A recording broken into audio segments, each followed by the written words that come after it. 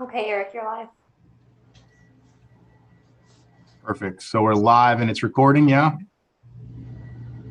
Beautiful. All right. So welcome everybody to the fourth working group for the medical marijuana working group. I hope everybody had a nice break, nice Thanksgiving, relaxing, spend it with family, all that fun stuff. I'm hoping everybody had the opportunity to see the email that went around yesterday afternoon with today's agenda and the testing proposal that was asked to be written down, something that we can cover and go through as a group a little bit later in the meeting. But as you can tell from that agenda, we do have a lot of items to talk about in very short periods of time. Hopefully we can get a lot of substantive conversation going. But I will approach this much like I did the last meeting, whereas we'll try to adhere to the time to make sure that we can at least touch upon all the topics and then do follow-up conversations if individuals do get cut off. And that's part of the brief recap of the third meeting. We did have what I perceive to be a great conversation around patient education, provider education, registrant types and whatnot. And I did have 3 follow-up meetings with Paul, Julie, and Patricia. And those conversations were recorded and are online on the working group webpage. So if you want the opportunity to go and see the conversations between those individuals, that's up there live now, and something that we can definitely consider in the work product that this group is going to move forward with at the end of the day. Still trying to schedule one with Susan. I know she's been having a lot going on. But just give everybody a heads up so they don't think I'm being rude, trying to get through all of this stuff. But I thought the best place to start today, after reviewing a lot of the conversations that we had in the first few meetings, was just a consensus check on a few items. As we're starting to build out what that report back to the legislature is going to look like, both in lieu of the rules and the report, for statutory changes and program improvements that really would be in their wheelhouse for statutory changes are concerned. So I really wish I had the full group here, but I suppose when they join, we can either circle back as a group or have myself or David circle back to make sure that if they don't have consensus on some of these items, we can at least get their thoughts to be able to appropriately report those back to the legislature, because we want to make sure that everybody is able to have a voice in anything that we produce here. So I envision this going pretty quickly. Obviously, if somebody has something they want to contribute or speak to, please just raise your hand and be happy to call on you. And again, this is just, hey, Susan, this is again, just for us to be able to build out what that work product is going to look like as we move it towards the legislature. But before we get into that, I obviously want to do introductions. It looks like we had 2 more people join us, but Paul's got his hand up. Well, I guess I want to say when we're talking about trying to have consensus building here, is that we should really define what consensus is, because consensus means everyone agrees. It doesn't mean a majority of people think that something should go one way or the other. And, I want to make sure that we also talk about the last draft of the rules that the department suggested and the reason that we're here, because those rules were a vast overreach of what was statutorily required. And that's the reason that the legislature passed LD, I think it's 1242, and another bill that mandated this type of work group and mandated that the, your office work with the stakeholders here. Because when I'm seeing what we're on the agenda here, there's no discussion about how these rules will impact caregivers, small caregivers, patients. There's discussions about policy changes, but that doesn't seem to be the focus of what the legislature wanted us to do. They wanted us to work on the rules. And I find it really disturbing that we're trying to talk about things that the legislature had clearly said they have no interest in doing, such as mandatory testing and using metric as a mandatory third-party tracking system. So I think that's where I'm coming from right here with this meeting, because if I knew that this work group would have been put together just to talk about how we're going to change the law to make mandatory testing and how to reintroduce metric without having an in-depth discussion about the rules that were submitted last session and how they overreach statutorily and how we can work to improve them, I wouldn't have applied to be on this committee. Well, thank you for sharing. I will say, as far as the rules, we totally understand that that's part of the work that we're doing here. Hence why you see inventory tracking, defining what the different sides of caregivers are, packaging, labeling, local control. This is all things that I want to have an open discussion about that would go into a proposed rule and move forward. As far as testing is concerned, that wasn't something that OMP pushed. It was a conversation that started organically. There seems to be a wide array of support from the working group here. And I think that's certainly something that we simply wouldn't be doing our job if we didn't move forward and tell the story of the conversations had here to the legislature around that stuff. So certainly, I know what happened in the past around what that specific testing proposal was. I don't think that was an end-all be-all, but certainly, Paul, I hear where you're coming from. The conversations that we're having are both going into what the proposed rule will look like, and also the report back to the legislature. You simply can't have one conversation without the other. And at the end of this meeting, in the 5th meeting, we'll really talk about what that work product is going to look like, how we're going to bring it forward to this group, and how we'll end up delivering it to the legislature and all those timelines. But I think everything that we've talked about to date really is important in the work that we're doing on both those fronts. So will the work group have a chance to review what the office is planning to do with the rules and then meet as a group again to give you guys feedback? I think what we're going to do after we have this meeting, and this is more or less one of the last agenda items for today, but talking about how that work product is going to move forward. I think everybody can agree 17 individuals trying to work through a 50, 60 page document line by line is not really going to work. But I think in like a high level, we can go through what we're thinking as far as sections, what we're going to include, how it's going to look different from the last proposed rules, and how it tied into the conversations that we had as this working group. So thank you. Yep. All right, let's get to introductions, and we'll try to move pretty quickly here.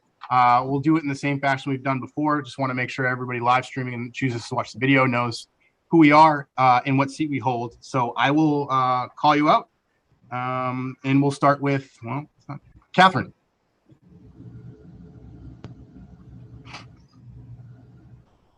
Caught me writing notes. Sorry. I'm Catherine Lewis. I am owner of Homegrown Healthcare. I'm also the board chair for Medical Marijuana Caregivers of Maine Trade Association, and I'm located in Winthrop, Maine. Thank you. Paul.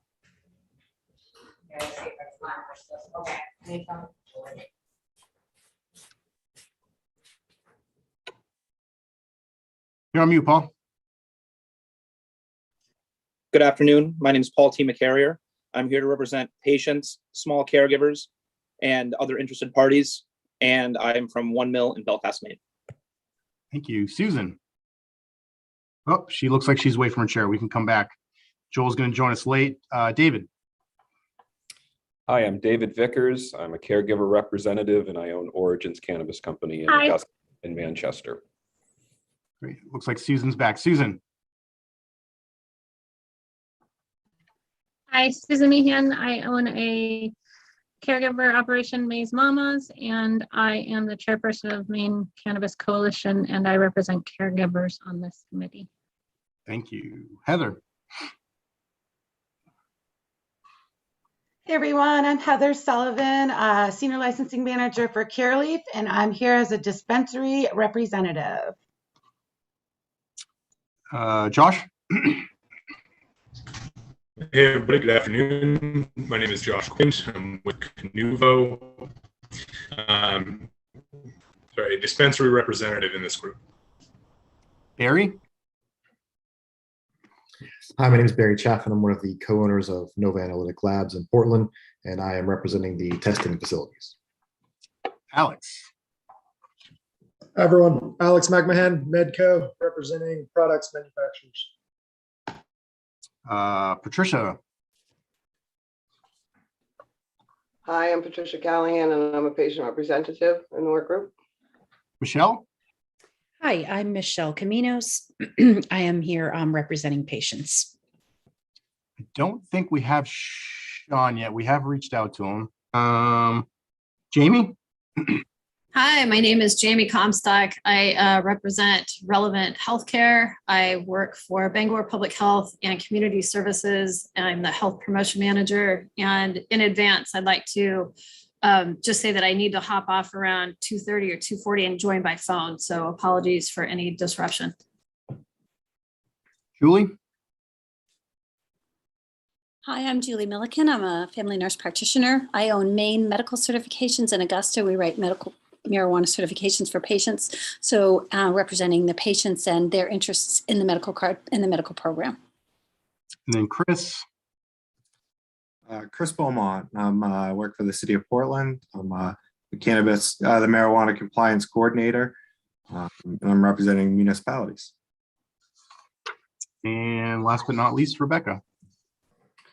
Hi, I'm Rebecca McMahon. I am an attorney for the Maine Municipal Association, and I am a municipal representative. Great. And I'm Eric Gunderson, Director of OMP. As you saw a couple weeks ago, David is out, so I have a whole team of OMP staff filling in to help facilitate this call and all the technical pieces, Tracy, Gabby, Hannah, and Byrne. If it's appropriate to bring them in with any questions, comments, concerns, feedback you folks are looking for in our conversations today, I'm also happy to do that as well. So great, thank you. So as I was saying, I think the best place to start is to put a bow on some of the earlier conversations in regards to what our report back to the legislature is going to look like. So you can see there as far as the consensus track, and I think Paul brings up a good point. What is consensus? And certainly everything that we report back to, we want to make sure that we are accurately reflecting and making sure that everybody's voices are heard. So certainly there will be majority consensus, full consensus, and anybody that is basically against whatever there's consensus of, we'll make sure that they have the opportunity to share their voice in how they would like that reflected in any work material that goes back to the legislature. So with that, is it all right if I just go through and kind of tee these up and see if we can't take some votes so we can accurately report back how this group feels with some of these items? Eric, could we move the consensus check on the OMP testing protocols up to this one too, so that all the consensus checks are in one spot?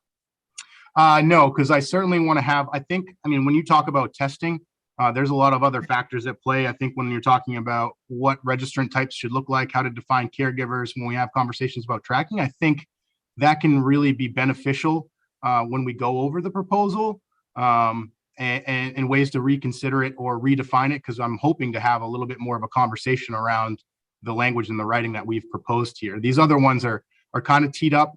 As we gone back and reviewed the video, we thought that we had a pretty good majority consensus, and we just really want to formalize that. Does that make sense for everybody? We okay with that? I want to make sure we're okay with that. Okay. All right. So the first three that we can do in a more formal process with a show of hands. So if you're a voting member of the working group, if you could come off or come on the video, it would just be a little bit easier for us to make sure that we accurately report back. It looks like everybody is. Okay.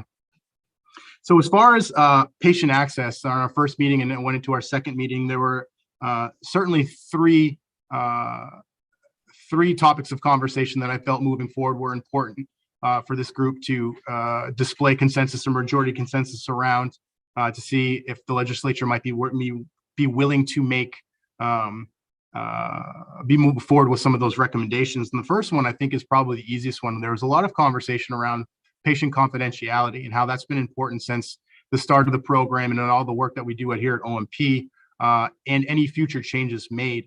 So really, it would just be a consensus vote that moving forward with any regulations, any statutory changes, that patient confidentiality continues to be now and into the future a priority in anything that either the regulatory agency does or the legislature does. And we can report that back accordingly in the materials that we present to the legislature. So I think everybody was in agreement that patient confidentiality was a very important piece of this program. And I just wanted to formalize that in our report back. So if you support that being a finding in this working group, and more or less we deliver in a way that I just described, you can raise your hand and vote yes. And if not, you can tell us what you would like your voice to be. And if anybody has any comments to interject before we take any type of vote, I'm happy to take those now. Paul. So since this is under patient access, one of the important things that continually comes up during this meeting is cost to patients. Is that something that we could add in to this patient access piece, that the cost to patients needs to be considered paramount? I don't see why not. That can be tied into patient access. Great. Making Yeah, that's just something I just saw that was just missing on here when we're talking about patient access that I know has been a continuing subject during these meetings. I think that's an important consideration.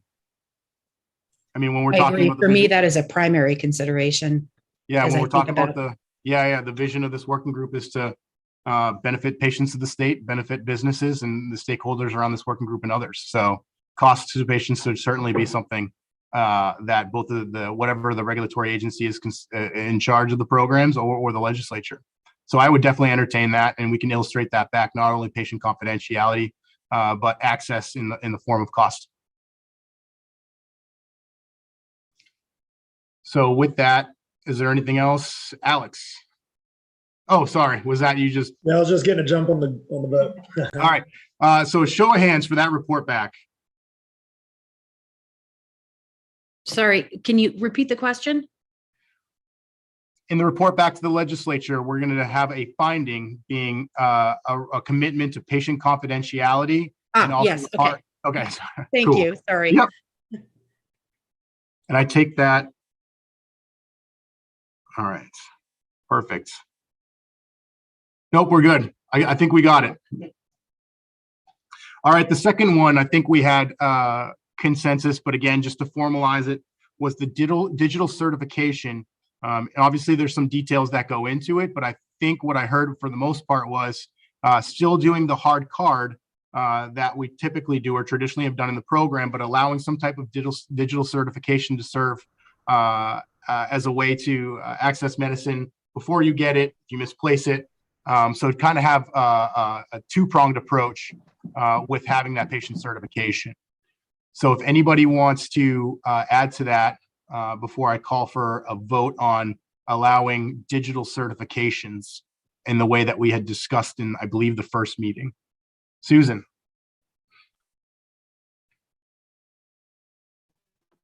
I support digital certifications. However, I want to make sure that we always retain the ability for a patient to just have a paper certification. So I wouldn't want digital certifications to be mandatory, especially in our rural haphazard Wi-Fi access land.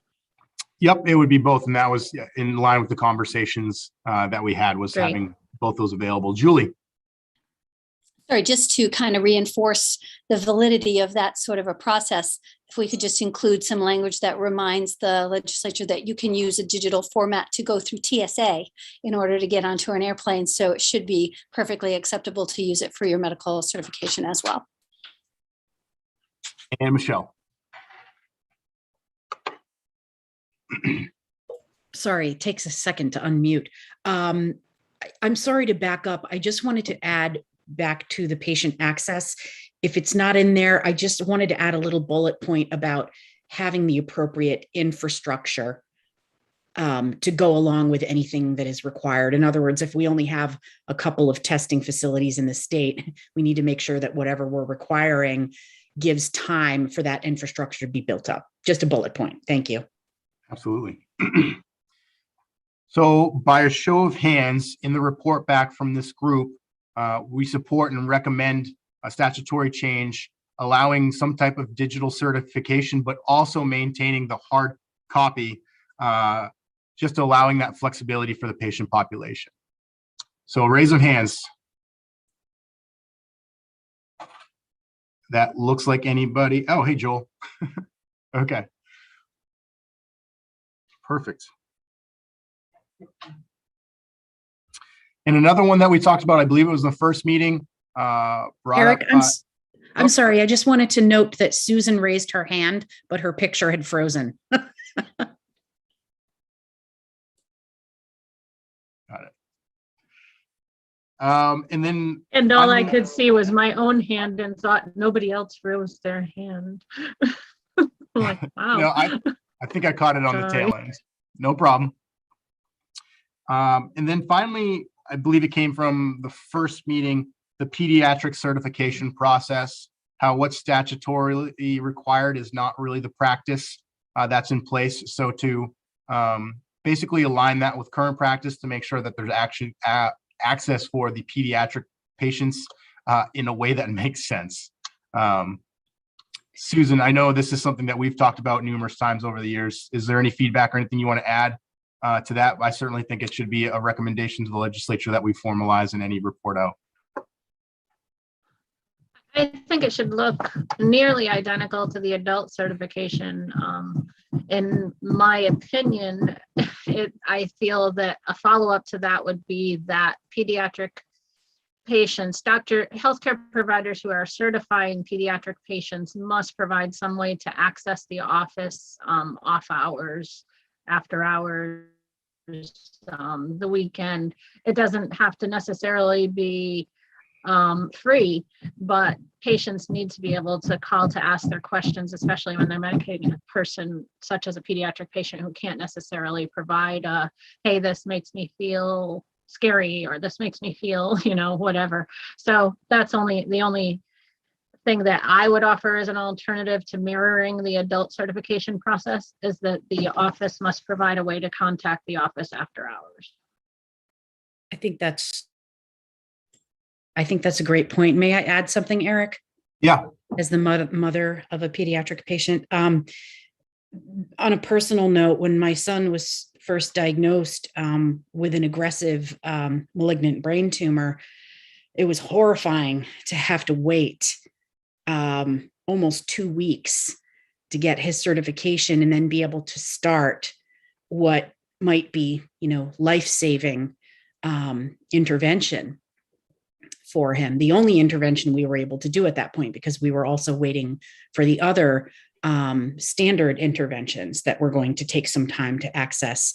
And I just want to raise a point of awareness that, to us anyway, that seemed rather random. The doctor recommended this. We had that recommendation. We had all the records and everything to back it up and to prove he did indeed have this condition. And this was recommended as an intervention. What in the world is a 10-day waiting period going to accomplish? So I would just like to point that out and have that as a point of awareness that if this is a requirement, why? It seems rather random. And if it doesn't need to be a requirement, get rid of it. And if it does need to be a requirement, then can we make some exceptions for people who have life-threatening conditions that are very time sensitive? Thank you. Absolutely. And I accidentally muted myself. I don't know if Susan, when I muted, it was, you were saying something about after hours access. Is that something that would just fall on the medical provider and their operations? Yes, I'll give you an example. I had once accepted a patient who was certified by an office that didn't have any after hours, and the patient was in crisis over the weekend, and it was very difficult because I was the only person they could reach that had any knowledge of the product in their hands, and I'm not allowed to give medical advice. So it creates an issue. It also is an issue when a pediatric patient goes to the hospital and the hospital can't get in touch with the recommending provider. So there has to be some sort of process set by the medical office, and most medical offices like Integrate Healthcare or even a doctor's office that you go to would have this process in place, but not all recommending doctors who recommend cannabis have this in place. So, and most of them choose not to certify pediatrics for that reason. But I think that the mistake can be made in a doctor's, a healthcare provider can think, oh, this is no different than certifying an adult. But there is a difference, and there's bound to be more questions and more hand-holding involved. So we ended up getting that patient certified through Integrate so that integrate could help manage the questions that they were facing. I think I understand. What I would like to do, if it's all right with the group, is take a vote on more or less realigning what the pediatric patient certification process looks like, and then follow up with Susan and Michelle and maybe Julie about this conversation to see what role OMP has in it, whether there's anything statutory or regulatory that we can do. This is just something that we would need more information about, but really heard. Is that all right with Michelle and Susan if we follow Yeah, up sure. with you? Thank you. Mhm. Okay, cool.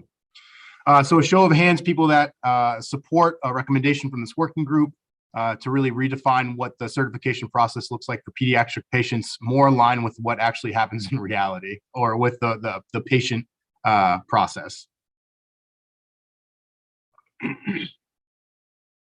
Great, thank you. You got that? Okay, great.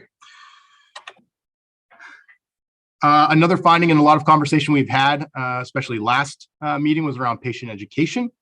And this one, I don't know necessarily if it would go into a statutory change or a regulatory change, but it's certainly a finding of this group. And it seems like there's broad support around the Office of Marijuana Policy, providing some level of patient education, patient resources on their website, and finding a way to provide that information to patients in a way that's convenient to them.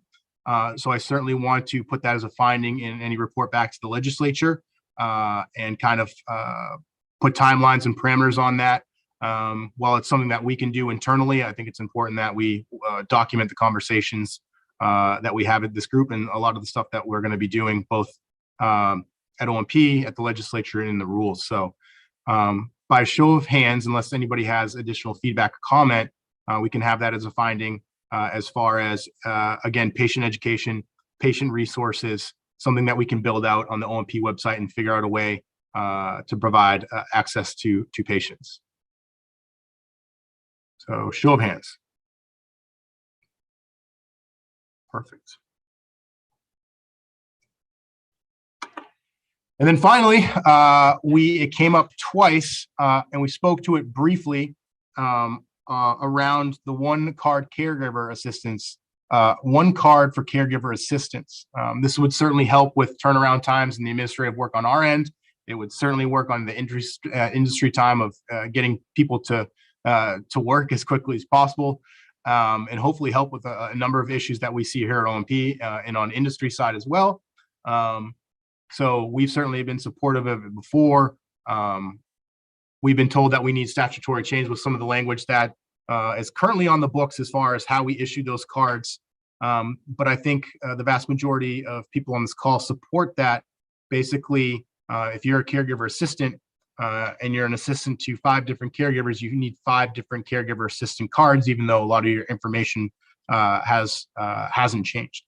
So this would allow essentially one universal caregiver assistant card to allow you to operate as a caregiver assistant within the program, not having to come back and do administrative paperwork for each one of those assistants that you're working with. Is that clear to everybody? Does anybody have any questions? It came up, like I said, briefly on the second and third call, I believe. Alex. Yeah, I would just be wondering if now would be a good time. So first off, I definitely agree with that and support that. But I'm wondering if now would be a good time for us to rope the IICs into that as well. I realize that'd be a little bit more difficult from a like legislative standpoint because it would involve statutory changes on AU as well as medical. But I'm wondering if we could just have it be like an industry card.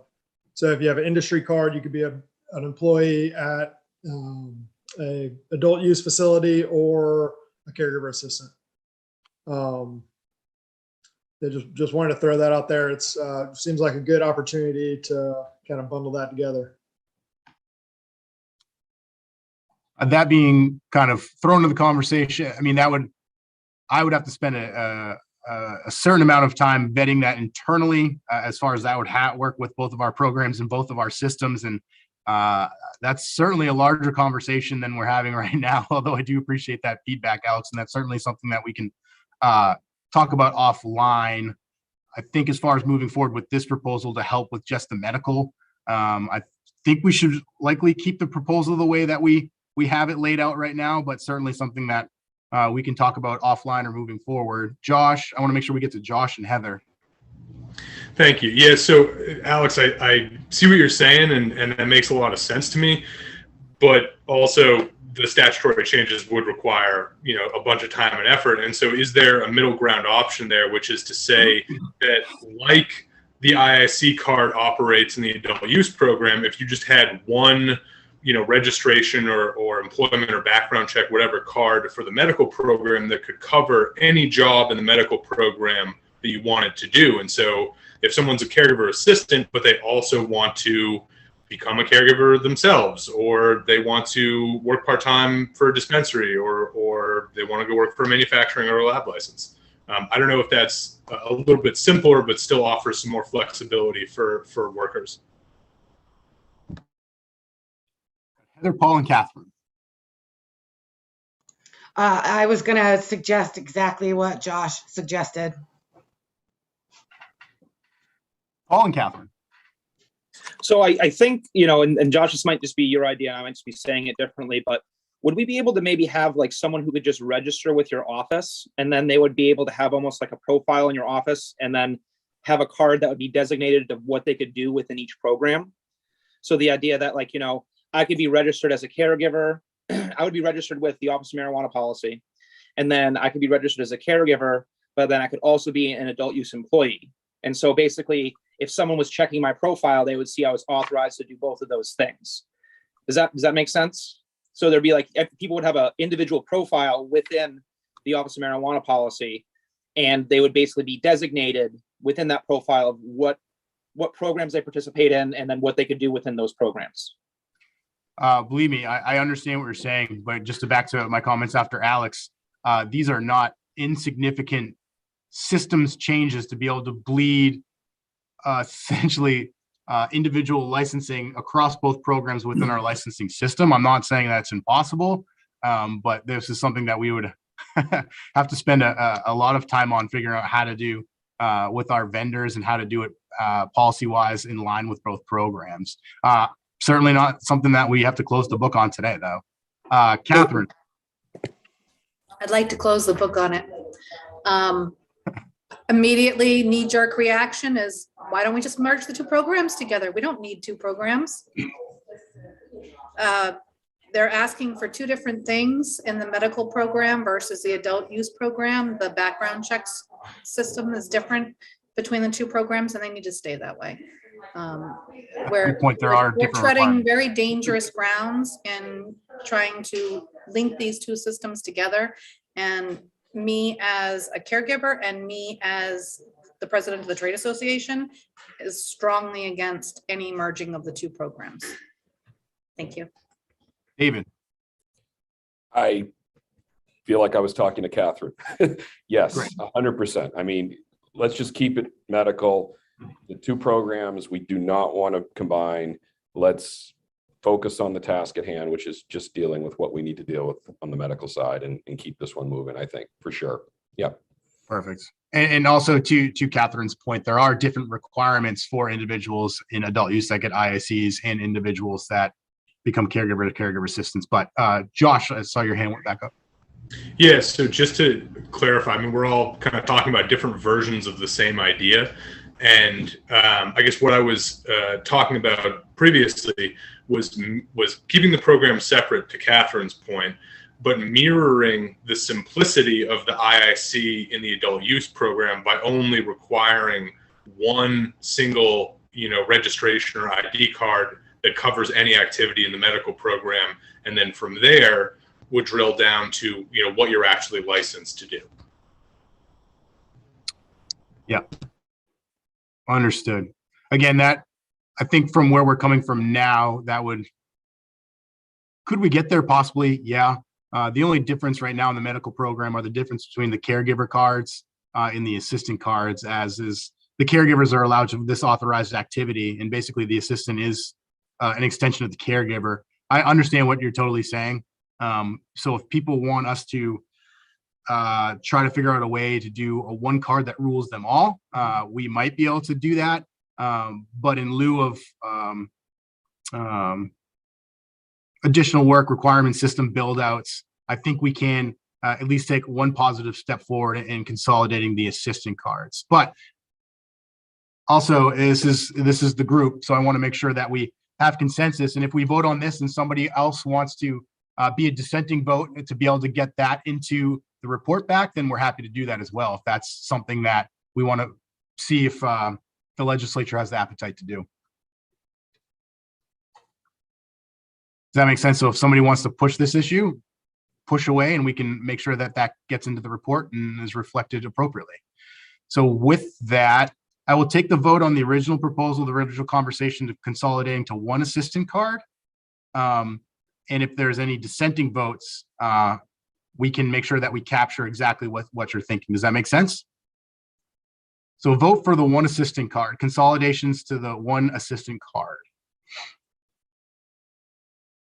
No dissenting votes. We're keeping it clean. Okay.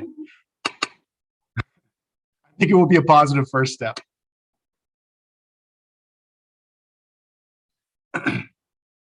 All right. So with that, only 22 minutes behind schedule. We're doing great. Heather, did you want to say something? Nope. Yep. Nope. Okay. So getting into the next conversation or discussion around program enhancements. This is tying back to the end of the third meeting when we had conversations about basically scalability within the medical program. A lot of these conversations that we have with policy levers, transparency, and certain regulations, it becomes very difficult with one size fits all. And we had a conversation about kind of redefining what a registrant or a caregiver registrant is, to make sure that the larger, I think the term that was thrown out was more of a commercial caregiver, is subject to a certain set of requirements or regulatory oversight than a smaller caregiver operator that might operate more in the traditional way. So I wanted to make sure that we had the opportunity to have that conversation. And I think if we get to consensus or even majority consensus, I think it might make the conversations later in this meeting a little easier, a little bit more palatable. But I wanted to throw it out there for anybody that wanted to weigh into this. If as a group, we still feel like that's an appropriate move to make, to kind of redefine what a caregiver is, not redefine what a caregiver is, but reclassify what a large caregiver is versus a smaller caregiver. So I'll just throw it out there to see if people still have the appetite to do that, see if they think that's a smart move. And I can also throw out some thoughts that we've kicked around internally, but I want to hear from you folks. So Paul. So I guess, for me, it's definition. So what are we defining, and then how many categories are we going to try to define it into? So are we going to try to take the caregiver and split it into 2 categories, 3 categories, 4 categories? Do you see what I'm saying, Eric? Yeah, I mean, that's exactly the conversation I want to have. What makes sense? What makes sense from the operators, from the caregiver, from the industry side? What are the different operations? How are they set up? Yeah, exactly. What would make sense? And I'm hoping this group can have that conversation. Is it 2? Is it 3? Is it 4? Is it hopefully not 15? But that's exactly what we're looking for. Well, I think from my discussions with people in the industry, is there's definitely a desire to be able to have a caregiver that's going to be able to operate on a larger scale or provide for more patients, either directly or through wholesaling to other caregivers or storefronts and dispensaries. So, I kind of see 2 things about this. Like, one, would caregivers then, would we increase either the plant count or the square footage that they'd be allowed to cultivate? And that would have to also increase the number of veg plants that they'd be able to have. So those are kind of the 2, like, I guess, foundational, parts right there. And then would this be something where someone would automatically have to be kind of roped in with having a storefront? Because how would storefronts, tie into this? So would that be kind of like a separate, caregiver category, or would that be aside from cultivation? And then when we're talking about manufacturing, would manufacturing, still be under the purview of any sort of caregiver? So if we're going to have the smallest level caregiver, would that caregiver still be able to do, inherently hazardous substance extractions, even though they're not on the larger commercial level? Those are kind of my questions, and from my discussions that people are looking at, is that, You want to determine how much, someone can cultivate both vegetative and flowering plants.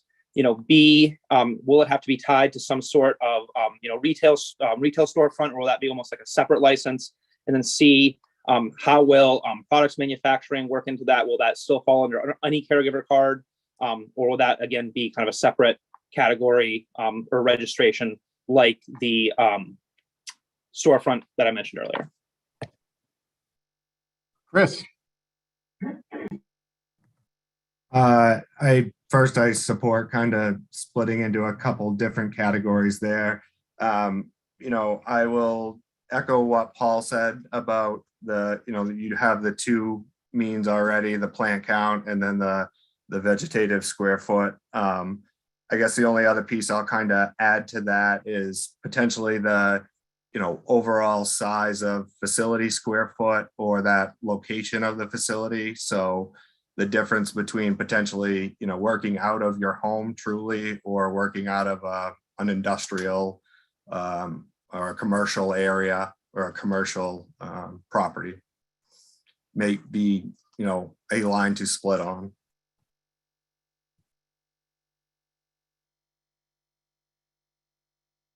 Sorry, I'm on mute. Sorry. I saw Barry and then Rebecca.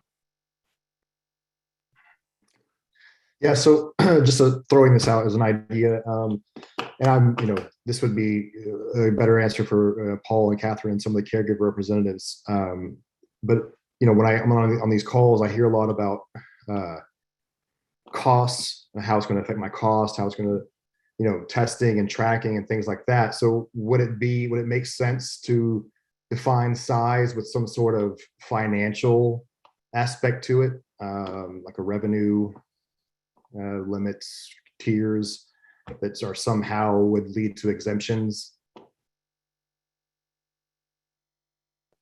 Could I answer that real quick? I don't want to jump my turn in line. So yeah, you can respond to that. You were called out. And sorry, Barry, I muted you when I tried to unmute myself. Yeah, so I would just be concerned about financial disclosures to the department.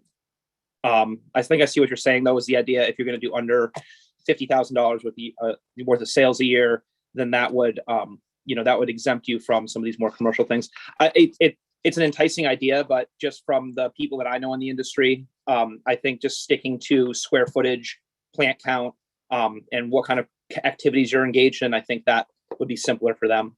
So when we're talking about costs and stuff too, I'll stop there. I don't want to take up too much more time. No, and Paul, what you just shared, was the first thing that popped in my head about how to actually do that internally, taking 3,100 financials and defining them and this and that. But it was an interesting thought. Rebecca.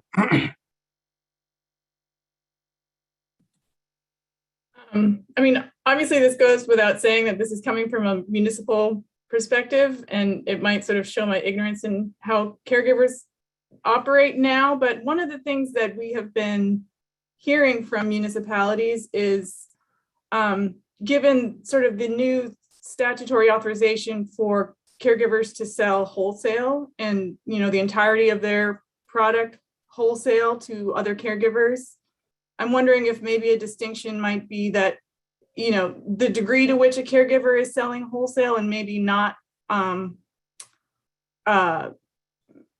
selling their product to or distributing their product to other caregivers or dispensaries more than patients. So maybe the degree to which they're actually serving patients rather than serving, using their product for other caregiver purposes.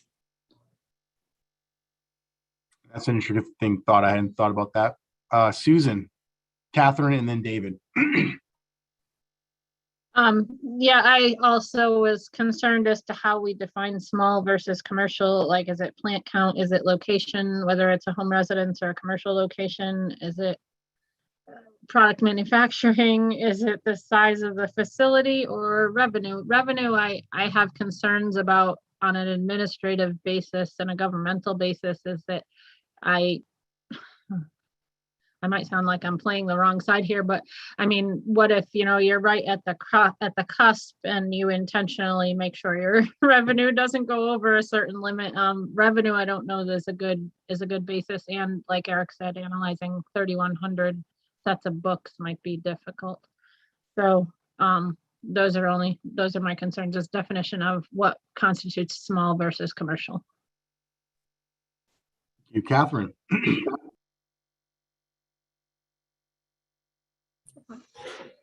I forgot the mute. A couple of things. One, on Rebecca's comment, that's pretty much what we just came from. So we had it that caregivers could sell 75% wholesale and 25% to the end consumer. That was just changed in legislature to 100% wholesale that a caregiver can sell of the product that they harvest. I don't think we want to go backwards on that. Two, I'm not exactly sure what we're trying to redesign in the caregiver platform right now. As it stands, we're limited by the 30 plants we can grow or the 500 square feet.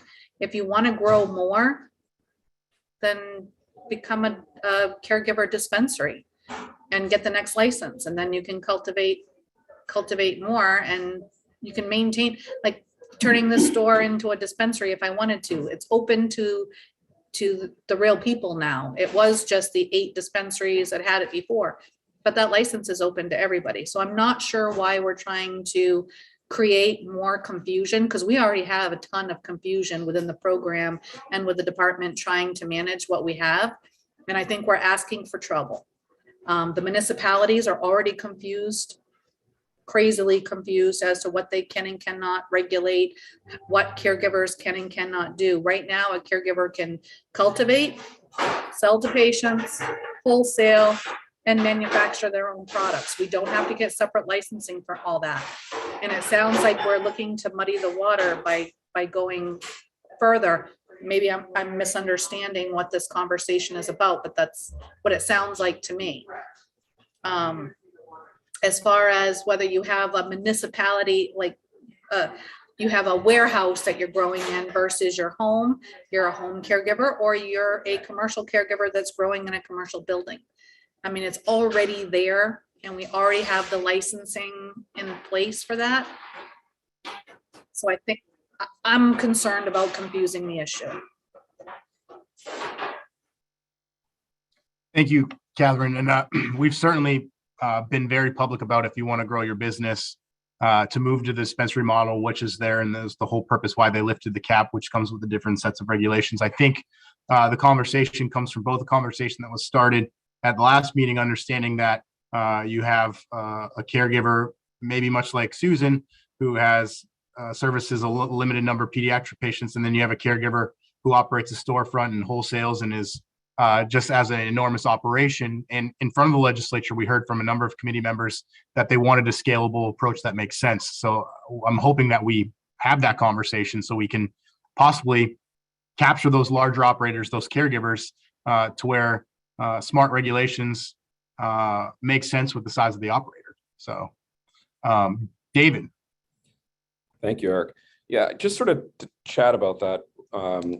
You know, where I sit with it is, of course, you know, we're a larger operator.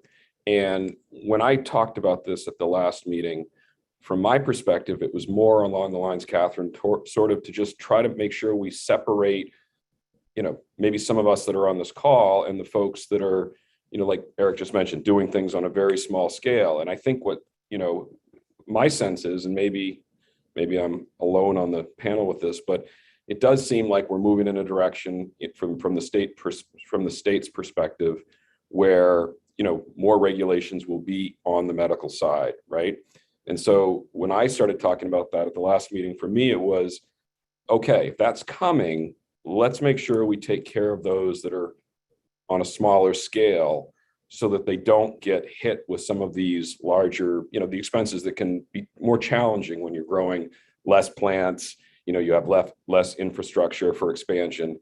So from my perspective, you know, I don't know, Eric, if we'd want to get into a situation where we had, you know, 8 different levels, or I think you would just, right, you just want to make sure that someone who's growing out of their home, right, and is servicing, not a ton of patients, has maybe, I don't know, I don't want to throw the number out because someone will tell me I'm a fool, but 12 plants, or I don't know what the number is, right? I want to be careful about saying it that way, but that is clearly not doing, 30, 60, 90 light grows, wholesaling, operating on a commercial level in the medical market. And I just want to make sure that those folks who are operating on a much smaller scale are never forgotten about, because those folks were probably all of us at one time. And we want to make sure that that's like the cottage industry. That's the bread and butter of Maine. And I want to make sure that that doesn't get left aside. So that was my thoughts there. Thank you, David. And that's certainly in line with what we're hoping to achieve with this at OMP is that's what we heard about, protecting those small operators, making sure there's still a space for them in the program with regulations that make sense for everybody. So I got Alex, Chris, Catherine just dropped, Alex, Chris, Paul. So yeah, I agree with David's intuition. It seems like the reason we're discussing having a split tier for caregivers wouldn't be to kind of allow more. It's more to allow, if we're going to be adding regulations, adding testing, it's more to allow some of the smaller caregivers to continue forward. So, from the document that was sent out for this meeting, or it mentioned the potential registrants that would be affected by the testing proposal is to be determined. That kind of led me to believe that the reason why we're discussing different tiers for commercial caregivers versus smaller caregivers is to, again, to tie in some of the previous meetings, is to potentially allow for some of the smaller caregivers to have less stringent testing requirements and maybe less stringent security requirements. So I do think that, I'm all for that.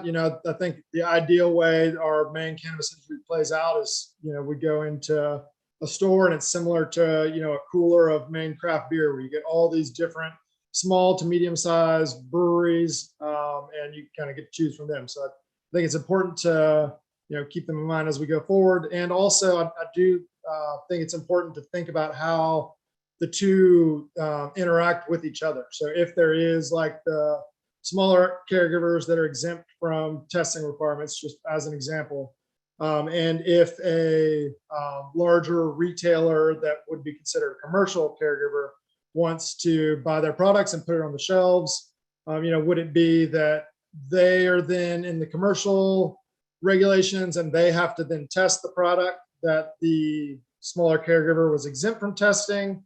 Or would they be able to just put the, this product has not been tested label on it? Just because, again, I see that being, some of the larger stores maybe might go with people that have already tested it, and then it kind of squeezes out the smaller people anyway, versus, the smaller caregivers are allowed to be exempt from testing requirements. And then anybody is allowed to retail those with just the, this product has not been tested label. Then that seems to be a way that kind of the smaller caregiver and the commercial caregivers are able to merge and do, not merge, but to be able to interact with each other and do business together. Thanks, Alex. And you're certainly right. The TBD was OMP not wanting to come forward with that, wanting to have this conversation first to make sure that any type of consensus that we have or majority consensus made sense for the right person. And the TBD, has a lot to do with a lot of the conversation we're going to have, the packaging, labeling, maybe, or the tracking or the testing, again, to what Paul talks about a lot, making sure the cost is there for patients, certainly maintaining the access for patients, and then also protecting the smaller operators. So I think we're all on the same page. I got Chris and then Paul. Yeah, second time around, I'll be brief. I do think, just a kind of a backup point, one of the reasons to make a break between residential and commercial is the code, the building code and the fire code that we have adopted in the state make a lot of differences between those two occupancies. And it's going to potentially allow for different uses in residential versus commercial. So I think it, just coming from my perspective on the municipal side and the code enforcement side, it starts to make a clean break. So just want to back that point up a little. Paul. based off of everything I've heard from people, I think there's definitely like a desire to have, these different tiers and trying to figure out how to get there. So I know you said earlier, Eric, that you were going to mention what you guys had been thinking and working on over at OMP. So I'm just really curious about what that is, because I want to be able to give you feedback to those ideas while we're on this topic.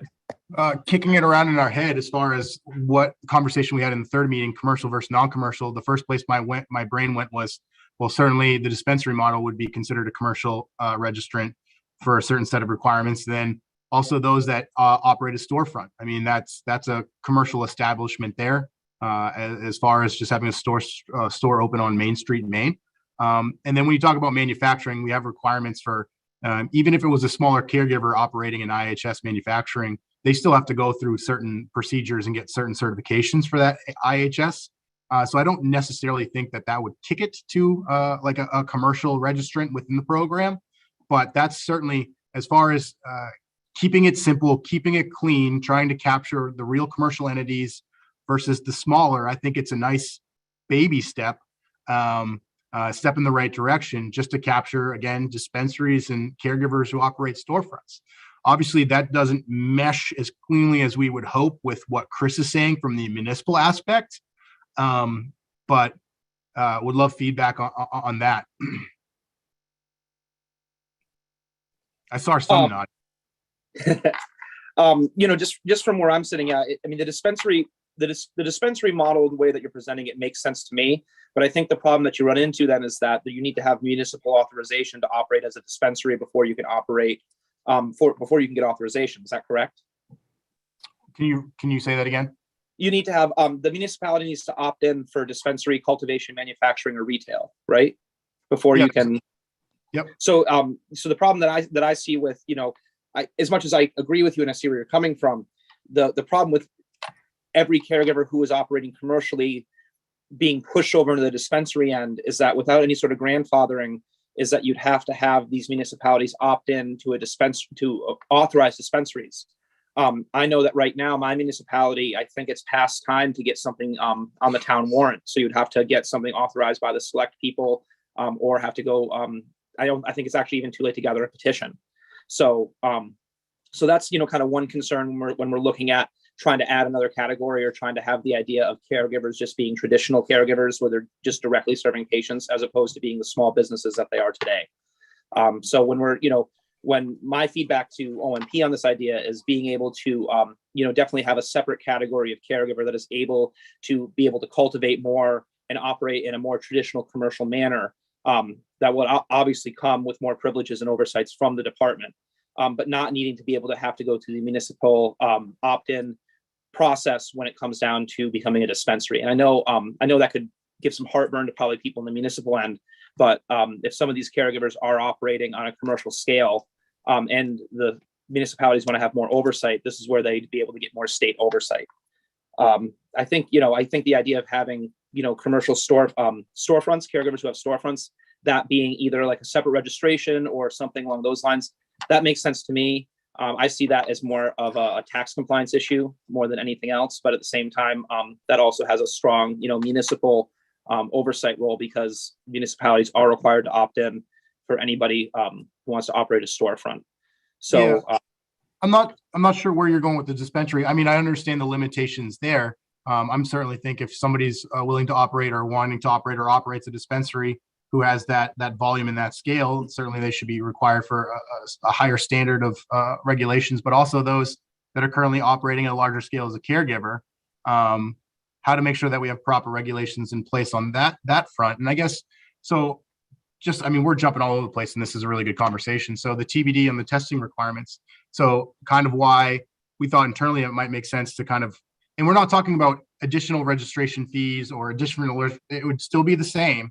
They would just be kind of redefined and then we would hit that scalable approach, right? So along the lines of testing, if we're to fill in the blanks here with TBD, so anything that would have required testing for limited panels, the only product would be harvested marijuana that's sold on a store shelf, basically a caregiver storefront or dispensary.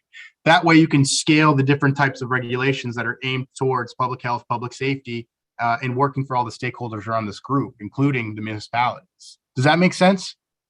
I mean, that makes sense to me, but at the same time, it's still, we're talking about, there's a lot of caregivers out there that operate on a smaller micro level. I'm talking about people that have, maybe 1 or 2 employees where they, their main source of income is wholesaling to dispensaries, to caregiver storefronts. And so they are not operating on a truly commercial scale. They're still a smaller micro scale because they're not growing on that level. Does that make sense? You see where I'm coming from with that? So then the idea of adding any sort of additional cost and mandatory cost to them is going to be something that will push them out of business, and is going to be really harsh for not only their families, but also their employees. Because one of the things when we're talking about, testing regulations, any sort of mandatory costs, is that the costs that you're suggesting that will be placed upon the program don't operate in a vacuum. We're talking about electricity rates that are going to be doubling for a lot of caregivers, for caregivers especially that haven't locked in their electricity rate. We're talking about the cost of shop supplies, the cost of nutrients, those costs going up, also the cost of transportation, property taxes going up, your rent going up. So all of those costs are going to factor in to what's going to end up costing the patient, because that cost, like any business, will eventually be passed off to the consumer, who in this case is the patient. So with those regulations and the idea of mandatory testing, I think we have to be careful, because anything that's sold on a store shelf, a lot of the things, and I would say the majority of things that are on store shelves, if they're not produced by the operator of that store, they're produced by caregivers who have less than 3 employees, and by caregivers who operate on a very thin profit margin. So the idea that they don't operate on a commercial scale, they're not operating the scale of a dispensary, but they're operating on such a small scale that unless they are given an option to be able to expand and be able to cultivate more, if they're able to cultivate more, then hopefully they can lower their costs by producing more, then they will not be able to absorb these costs. Do you see what I'm saying? So right now they'll be. I would love, I don't want to put anybody on the spot. I'm going to go to Catherine, David, and I don't know how long you've been waving your hand, Trish. So I'll go to you first, because you might have been doing it for quite a while. But Josh, not to put you on the spot, I would love to hear your response to that from the dispensary operator side of things. Trish, I feel like you could have been raising your hand for an hour now, so I'll go to you. I feel bad. No, it wasn't that long. Just sort of 2 points. One, we've bantered the word costs around a lot, and it is a difficult time, and costs are a huge issue. I've been poor most of my adult life, and financing my medicine has always been a problem. On the point of cost, one, we always have to remember, first of all, we are so blessed that everyone can grow their own in Maine. And so the bar for entry to this program is as low as dirt and a pot and some seeds. And that is a wonderful thing. And yes, costs need to be kept out in the market to some extent, but there are other costs to consider. Costs for going to the doctor for things that may be side effects of tainted medicine that you don't know. What is the cost of ingesting carcinogens in small amounts over years, and then finding out that may have contributed to some larger big health issue years down the road. There's a lot of, the word cost has a lot of connotations and areas in which it pops up, not just caregiver cost. The second thing, from a patient perspective, I've discussed this a few times in a few circles. When it comes to untested medicine, I think obviously anything coming out of a storefront needs to be tested. But for me, there's a line somewhere, like when I go to a store, you cannot have an intimate conversation at a store about how is that medicine grown. On the other hand, I've shopped like with a small caregiver. I don't want to throw a number around either, because you get crucified, but perhaps this caregiver was maybe handling 10 to 12 patients, and on a very intimate level. So I was able to have a conversation with this caregiver about, what are your growing practices? What do you use? How does this go? How do you harvest? Love that, this person harvested traditionally, which most folks don't. And so with her, I had this conversation where I could build confidence in her medicine without needing a test. That isn't necessarily the case in some, other places where you cannot have that intimate discussion about how is this medicine grown and harvested. So for me, there's a line there, and I'm not sure where it is. Again, I don't want to throw out numbers, but it's in being able to have that intimate conversation about the medicine you're about to purchase. Thank you. Yeah, no, thank you. That's an interesting perspective, which I hadn't even considered. But Catherine and David.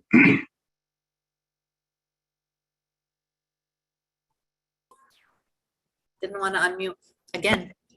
I agree to a point. The small home-based caregivers should be held to the small home-based caregiver model.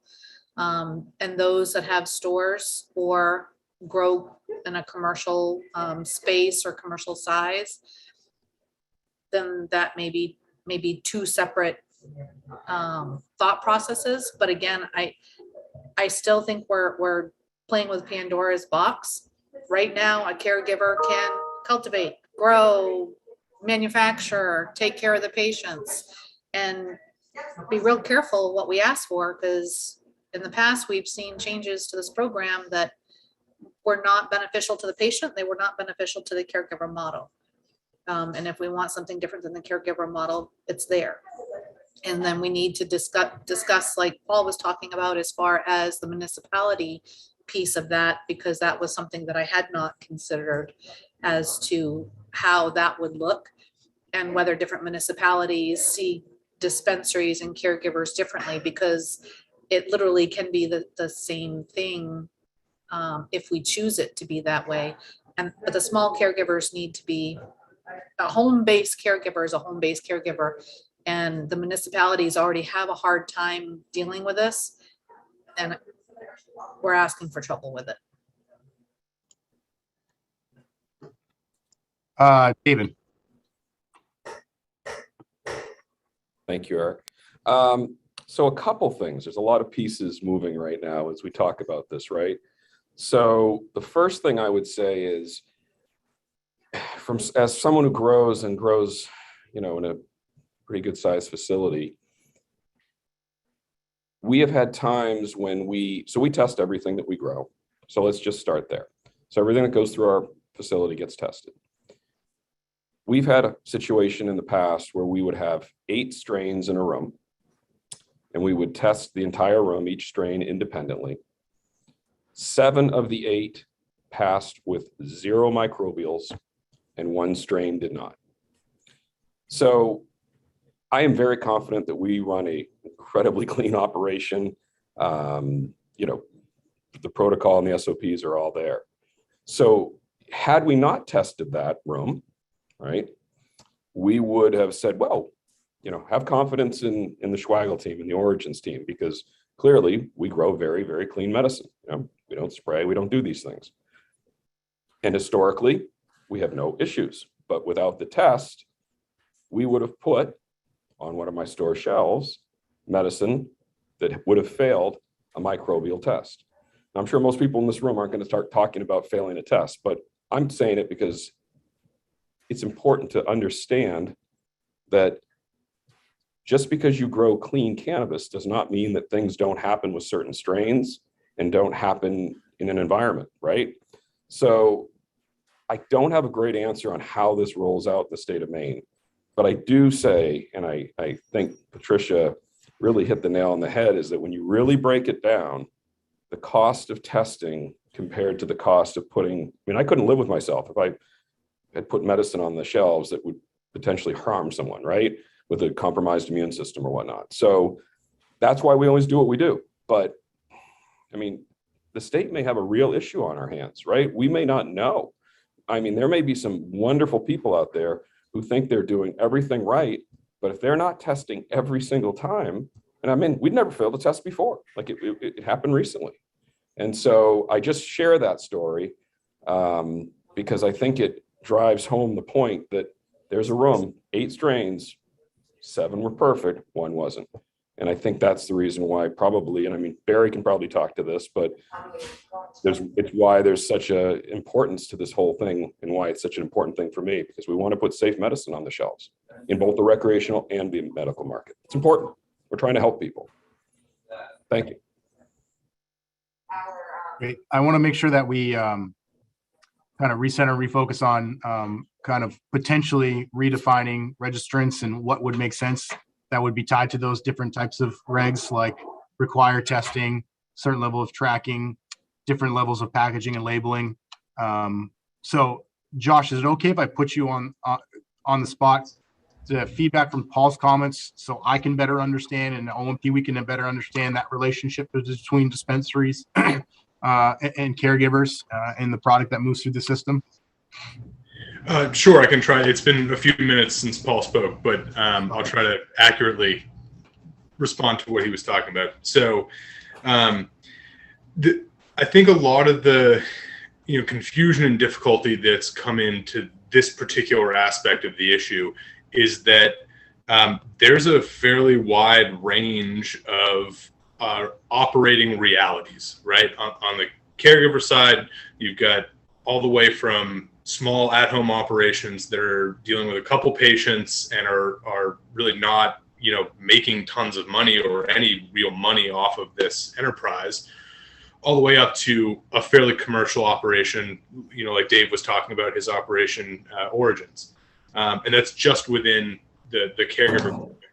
So there are caregivers that have operations equivalent to our size as a dispensary, and we're the smallest remaining dispensary. It goes up to, these multi-state operators.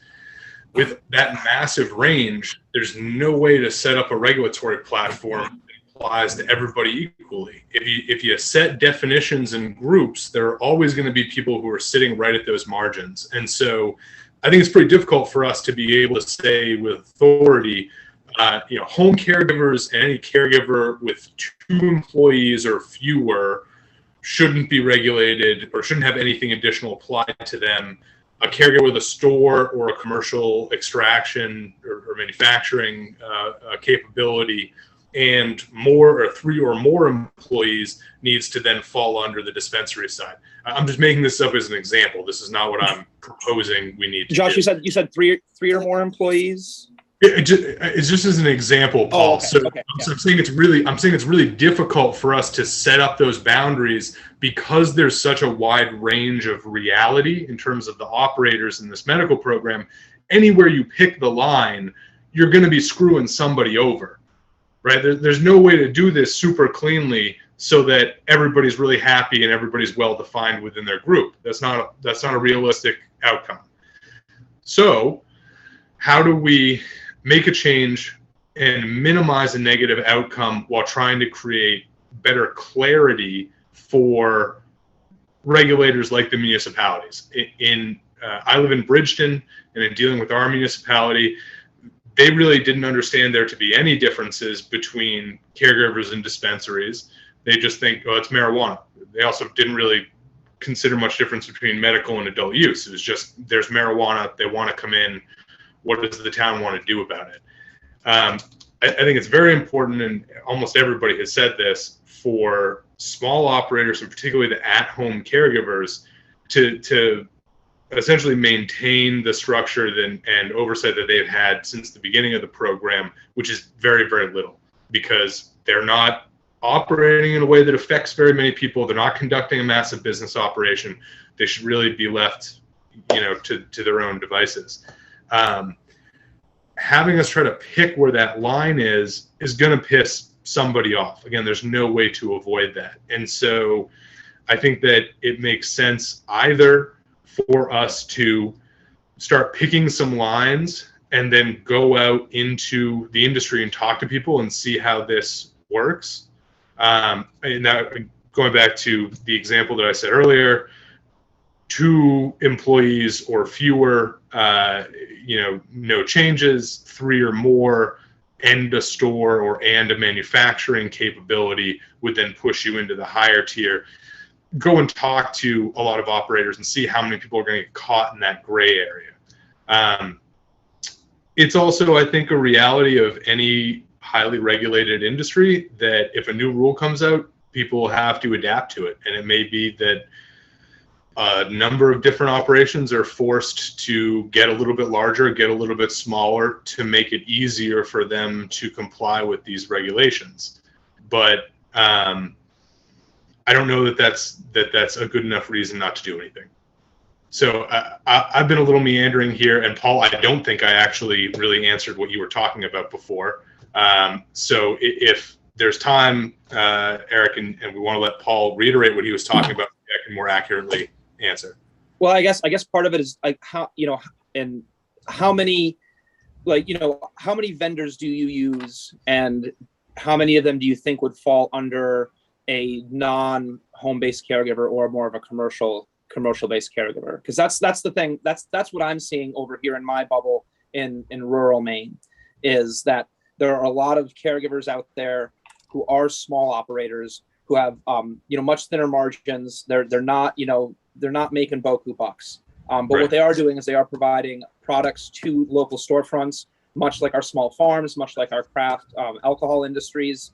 And so anything that would increase their cost. So that's, I guess my question is like, do you encounter a lot of those, or are you encountering more that are on a commercial level, on a larger commercial level, that could look to possibly absorb these costs? So I definitely interact more with larger operators who, if they're not doing this stuff voluntarily already, would be able to absorb this cost. And what I'm saying is, even though I don't deal with a majority of these smaller operators, I understand their value to the program, and I'm saying that we need to keep those people around, because otherwise it's just a bunch of box stores, and that's not what this should be. That's where I'm at. But I don't know how to more effectively draw the lines to start breaking these up into smaller categories. It's just that this has gone on for a decade now without very much of that definition work happening. And so anywhere we draw the lines is going to be inconvenient for somebody. Right. I see what you're saying there. And that's where it's like, I think you made an important point, is that over the past decade, and this also, I think, speaks to what you said, David, over this past decade, we haven't had any sort of problems with contamination. We haven't had problems with people getting sick off cannabis products, according to the data that has come out of the state of Maine. So any sort of additional regulations, I feel like that line needs to be drawn, but any sort of additional regulations need to keep those people in mind. And I'm interested to hear what other people have to say about this, but I think we do need to try to figure out if this is going to be a line that we want to draw and that we want to offer together as a work group. So, Michelle, you've had your hand up for a while. Certainly want to hear from you, and then kick it over to David and Trish. Yeah. So for me, when we're talking about testing, I always go back to the question for myself, when we're trying to come up with a solution, before we come up with a solution, and it's beyond the purview of this group, I think. So I'm just putting this out there and asking the question so that it's like on the record of, is how can you solve a problem when we haven't agreed on what the problem is? Like, how can we come up with a solution when we don't know what the problem is? And so I guess what I would just ask is, that's a starting point for me. As far as testing, what is the issue that we're trying to solve, or what is the anticipated problem?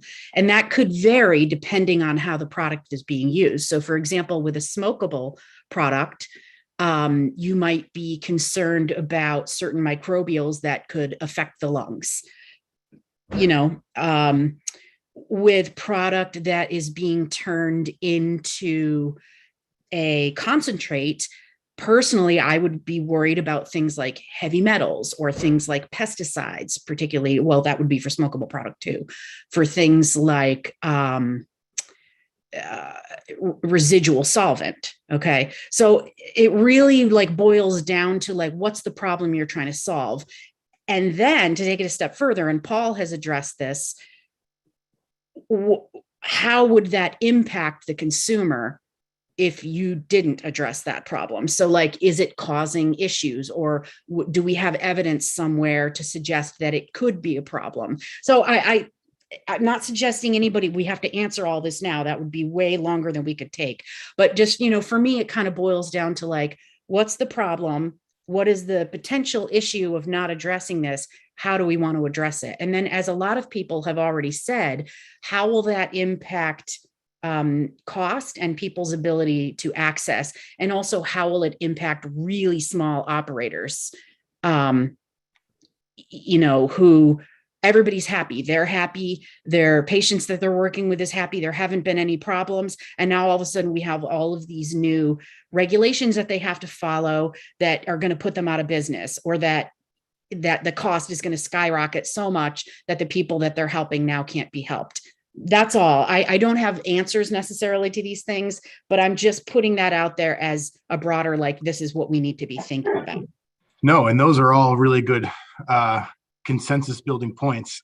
I think a lot of what we're trying to do in the vein of protecting public health and safety with these different requirements is, I mean, Paul likes to bring it up, operating off data that we do have and making data-driven decisions. So we have our adult use, and we can get this if we have the opportunity to talk about our testing proposal, but our adult use testing data, figuring out where those fail rates most commonly occur, firsthand experience from both Trish and Sean, certainly what we hear while we're out in the fields, the pesticide data from Barry and what we see with our compliance team, trying to protect against what's ending up in the hands of Maine patients in lieu of economic gains, essentially. But this whole conversation is walking that fine line of protecting patients and protecting small businesses, but all completely valid points.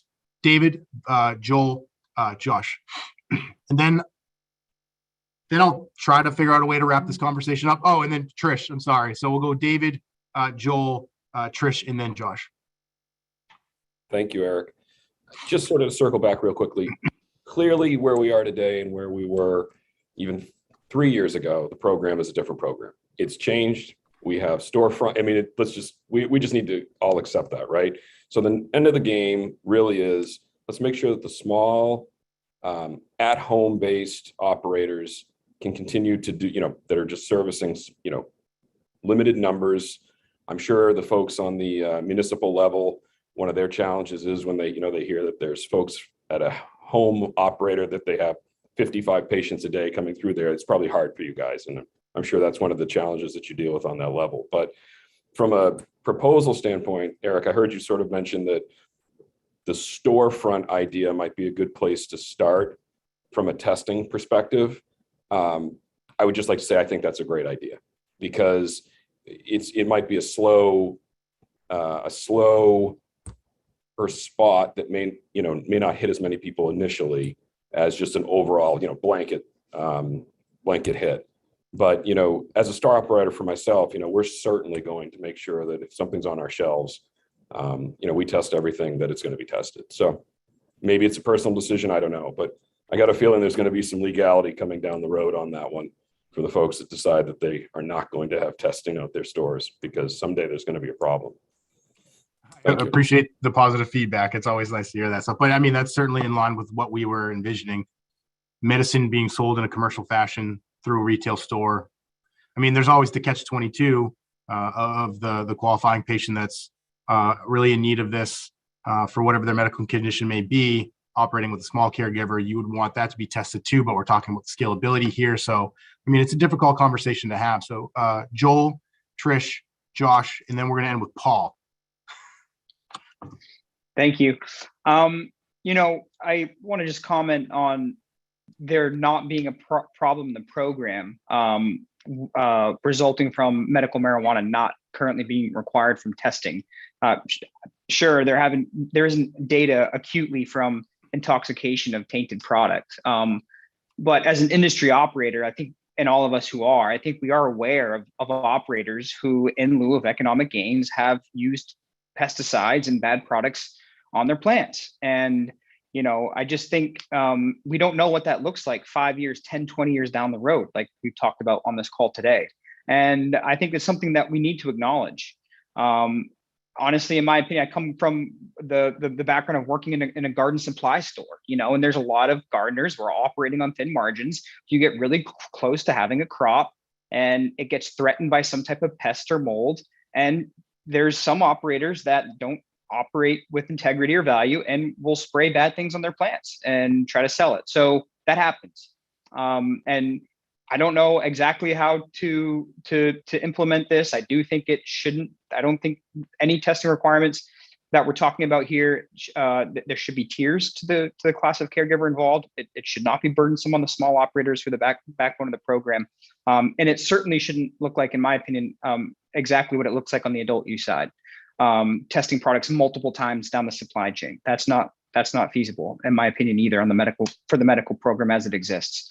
But I do think we need to try to figure out some way to implement testing for the larger scale commercial operators. Now, one thing I did want to say, and I agree with what Paul said about caregivers being commercial and then jumping to the dispensary class. And I think, Eric, you understood his point, but it comes to an issue municipally of towns opting in specifically for that license type. So like in Wyndham, just to give you a quick example, caregiver storefront is what I have, and I'm interested in becoming a dispensary in Wyndham, right?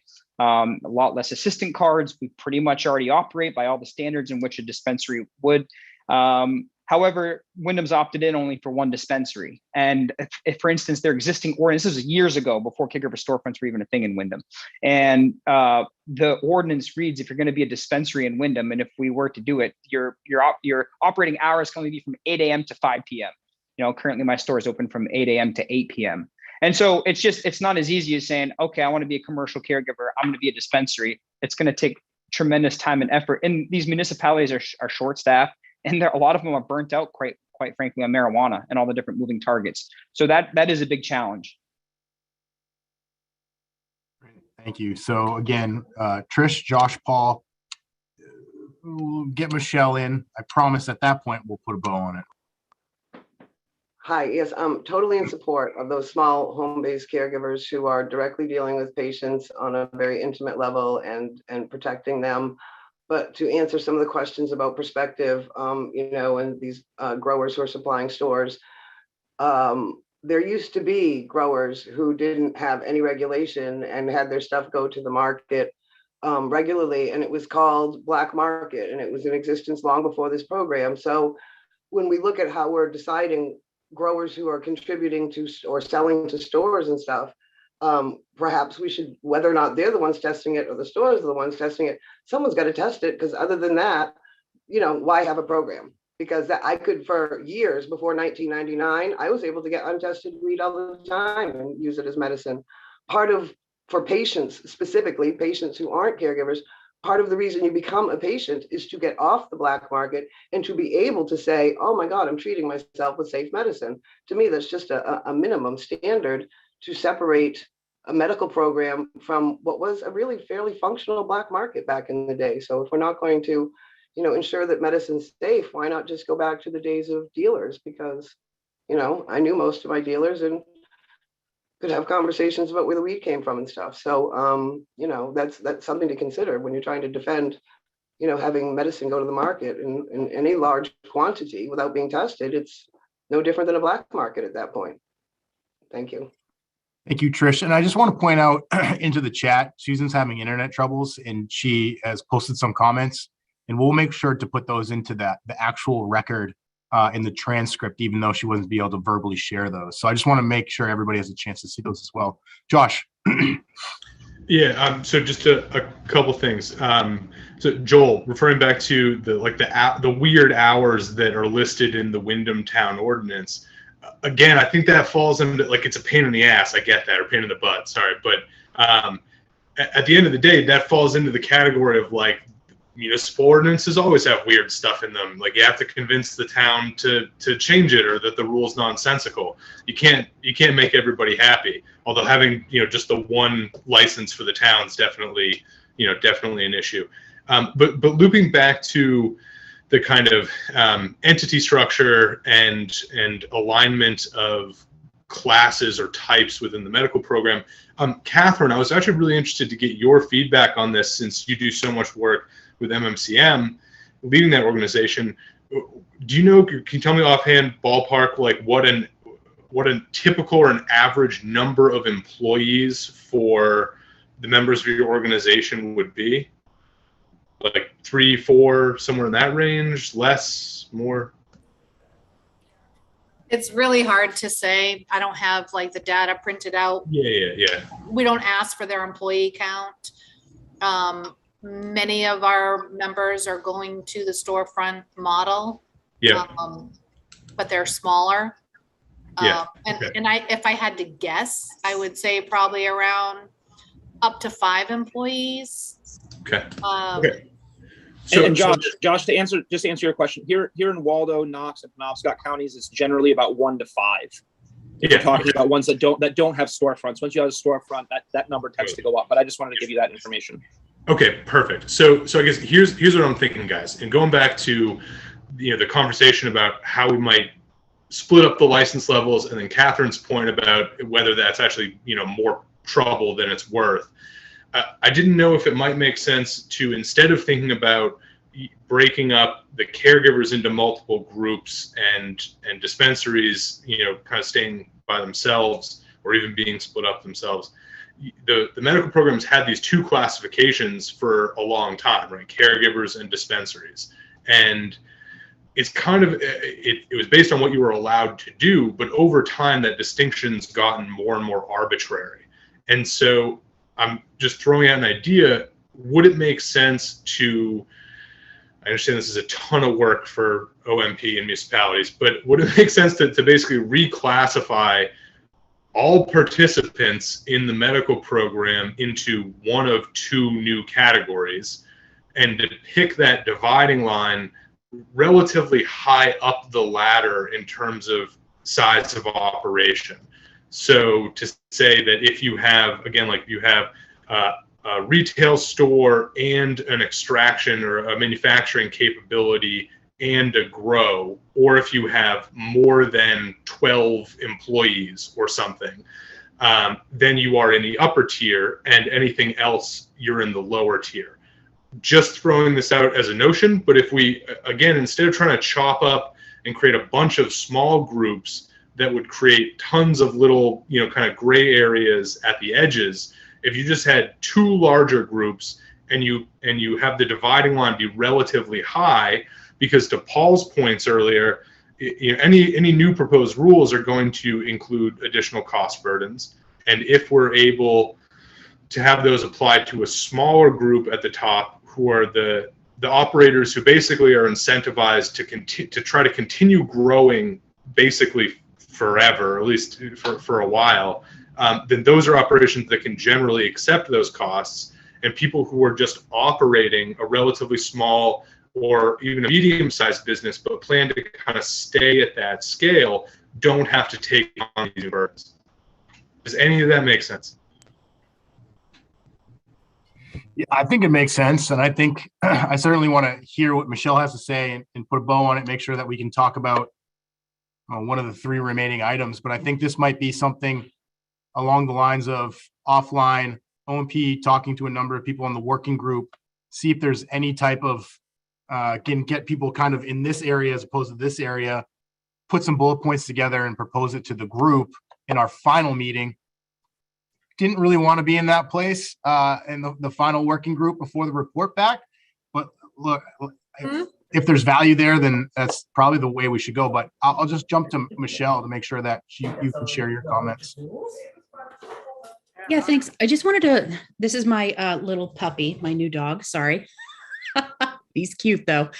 I just want to circle back to testing for a second. I had a thought that I wanted to add that I felt was very important. I just wanted to put a pin in the idea of exempting donations, because in certain instances from testing requirements, that is, I wanted to put a pin in that as an idea, because particularly, like, for example, Susan could speak to this as well, but when we have like peds patients who need lots of concentrate, for example, and we have like 15, 20 different people who are willing to give, 1 to 10 ml of product or something like that, and then you pool it all together, we always test. It's something that we do because we choose to do it.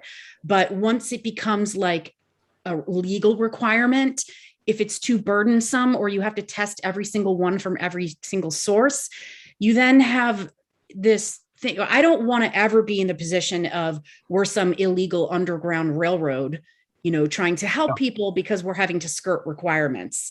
I don't want to ever be in that position, and I can't be in that position because I'm a licensed professional and I would lose my, everything.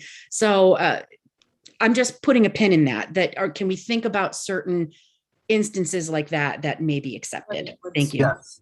No, absolutely. And I think somebody in my office had actually brought up the idea about exempting donations for that exact scenario, because you're not the only one that's ever brought that up. And we certainly don't want to put you or anybody else in that position. That's why we're having this conversation. So I got Trish and Paul. If you both can keep it to 60 seconds, I'll make sure that we get your comments so we don't have to circle back, but we can at least pick up one of these other combos. So Trish and then Paul. So just a cautionary tale, and if you do exempt donations, I like that idea, but there would have to be some clarification on, possibly the size of the donation and or that the person is notified that it isn't tested. Because as a cautionary tale, we were in a situation where a lot of medicine was being donated to addicts, and 3 weeks into receiving the donations, the addicts get told, this medicine got tested and it's got a high amount of benzene in it. Don't use it if you haven't used it yet. So, telling a bunch of addicts in recovery that the medicine that they've been given for 3 weeks is now tested bad, don't use it. Obviously, chances are it's obviously gone, and it was gone, and it was ingested, and it was too late when they found out. So I do agree that, sometimes people all pool together to come in on behalf of somebody. But on the other side of that, there is also donating stuff that you don't want to market yourself. So there's got to be that's just a cautionary tale. Thank you. Thank you. Paul. I just want to take this opportunity really quick to read what Susan has said. This is what Susan Meehan, caregiver representative, has put in the chat. So for everyone watching, she says, I would like to say that there is no big problem with aspergillus, for example. Molds and funguses are in our environment everywhere. There is no crisis of patients with exposure to microbes. Protecting full vertical integration to the market is imperative to protecting access to Maine's program. Michigan is in a $200 million crisis from a change in testing processes from a PCR test to a plated testing. Plated will fail in Maine because many of these microbes live in the air, soil, and water. I would like to protecting vertical integration. Access to the market is critical to participation in Maine's market, in my opinion. Number of employees is possible criteria, 5 ? 10 ? Just because this program has no mandatory testing does not make it equivalent to the black market. In the medical, there is no reports of fentanyl laced, no reports of vitamin E in vapes, etc. This is not a black market operation. Disclosure of whether something has been tested and what is tested and for what is important and perhaps should be mandated. Mandated tests are still a hard no for me. Michigan's $200 million issue right now. Test bottleneck in other states, Oregon, for example, have impacted patient access. So I wanted to make sure Susan's comments were read, to the video and for people watching. I thought, just to kind of wrap this up, Dave, I understand, where you're coming from when you're talking about trying to, have mandatory testing for all caregivers in the medical program, just like, the adult use program. I think, looking around, there's a lot of people. Looking around, there's a lot of people in here who have interest in the adult use marketplace also. But I think the point is that if you're going to try to make the store do the mandatory testing, is that you're still going to eliminate a lot of these small caregivers from being able to participate in the marketplace. And so that's something that I think, we want to avoid. I think both you and I want to make sure that small caregivers are still able to, be in this marketplace and still being able to provide for storefronts and for their patients. I thought Patricia made a really good point when she said about how, there was a black market and there wasn't testing for the black market, and that people could eventually go back to it and that people will get to know their dealers. And that's one of my big concerns, is that with some of these additional suggestions of regulations and testing, is that this could lead to people returning to the black market. I think it's really important to mention too, that when we're talking about pharmacies, there's a lot of idea that pharmaceutical medications are tested, but pharmacy compoundings are not spot tested and they're not sent to a lab to test when the pharmacist compounds them. There was a big issue with that down in Massachusetts, I think about a decade ago, when you had a compounding facility that was making compounds for injections that led to a lot of issues. So even the pharmaceutical industry has a significant issue, and they may seem like they have mandatory testing, but they don't. I like the idea of looking at something like Josh said, from when we're talking about if you have like a storefront or a manufacturing facility or X or more employees, that could lead to a higher regulatory burden from the state. I would want to flesh out more details on that, but I think that could be a way to go. But I think that also would need to be incorporated with the idea of having a larger cultivation space if you wanted to fall into those regulations also, but not be defined as a dispensary. And so what I would suggest for the cultivation size tiers would be the largest tier would be 2,001 square feet of plant canopy or less. The next tier down would be 501 square feet of plant canopy or less. And then a third one could be a 30 plant canopy or less. Or then you could just do the traditional non-registered family caregiver, which I believe you take care of 2 or 3 patients each. But then if you had a storefront, you would automatically fall into the category of the additional regulations. If you had a manufacturing facility or were manufacturing products, you would fall into that category. And another thing that has been brought up to me, and I'm not saying that I support this, but it has been brought up to me, and I think I should mention this to this group, is as a way to have additional oversight within the program is having the idea of a wholesale registration with the agency. I know on the caregiver application, there is a whole part that says, do you wholesale or accept wholesale from other caregivers? But if there was a separate registration for that, maybe that could prioritize the staff time that the Office of Marijuana Policy is spending to make sure that the program is running smoothly and that operators are in compliance. Thank you. Eric, can I just jump in for a quick second? Because yeah, I was about to say you can respond to that. We've gone around the bend here, so we'll just wrap it up, and then I can dive into the testing proposal, get some initial thoughts. We can talk about a jam-packed 5th meeting. So Dave, go for it. No, listen, just for the record, to be clear, when I started this conversation, the main goal is always to make sure that we protect the small farmers in Maine, right? So for the blanket statement that you just said that I had made a point about is not true, right? So, and you know that. And then to bring up the recreational market was also, we know what you're doing. That said, I respect you, Paul, and you know that.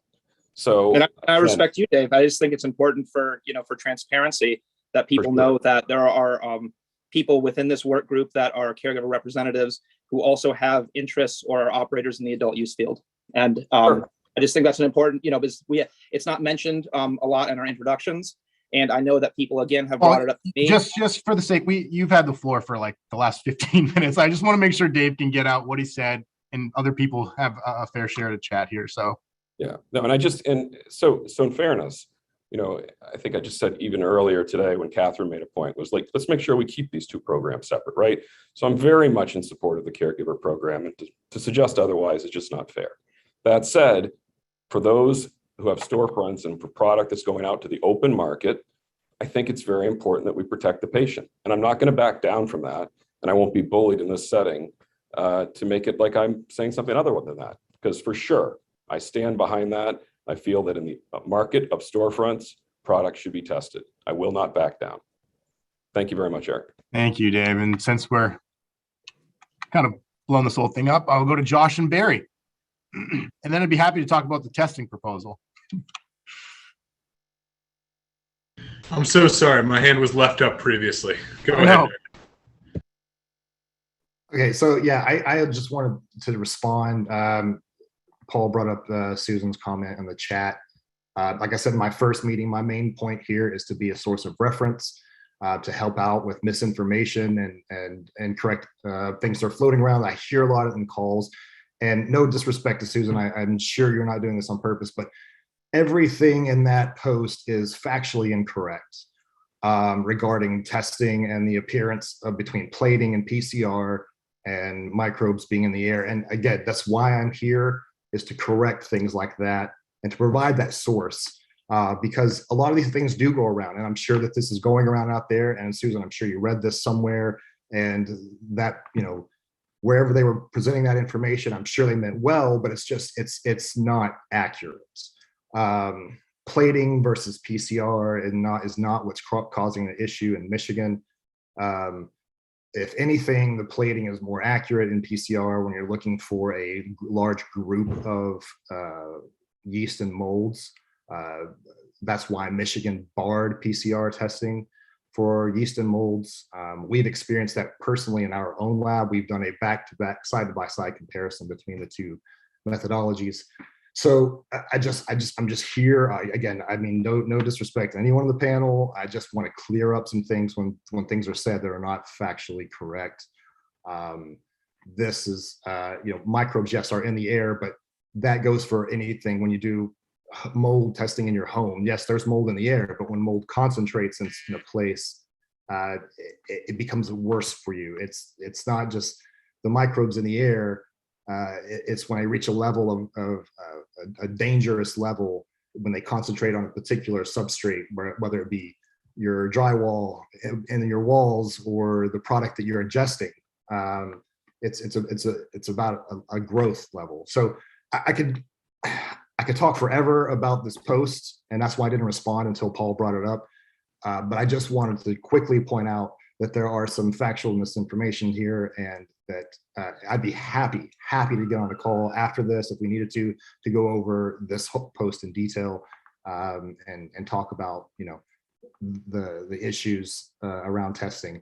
I don't want to talk forever. It would take me literally 30 to 45 minutes to go through all the issues in this chat, and I don't want to take up the whole call doing that. Eric, could someone read just Susan's comment in the chat, because I think that's appropriate to the testing. The last comment You here? just read it. That's why I was responding. Is that the one we're talking about, the one you already read? No, it's the one that says pharma testing and criteria would make most of us cringe, and it is not lab to lab comparable. When one has a phenobarbital blood plasma level done, it is not comparable lab to lab, hospital to hospital. People are surprised when their cannabinoid profile does not compare lab to lab. This is normal. Results will vary lab to lab. I just want to make sure that Susan doesn't have reliable internet and can't do that her comments are being read out for the people who are watching this. Yeah, and that's a good messages point. I appreciate these. that. We were going to put in the record, but people are watching the live link. And I know Barry just spoke to some of this, but the lab comparability, I mean, we do have data on the side, on the AU side, that shows the variance on different panels is a very small margin. And I don't want to step outside of my wheelhouse. Barry, if you want to comment on that, or we can just move to the proposal. No, go for it, Barry. Again, this is something that's going to take up a lot of time. I don't know how much time you want to take up. Yes, there are variability from lab to lab. There's, you know, labs have to do several things to validate their methodology. You know, I mentioned this in an earlier call that we should be scrutinized, you know, more heavily than the caregivers, as far as how tight our methods are, how accurate and reproducible our own methods are in our laboratory. And that will, I think, eventually start bringing labs closer together.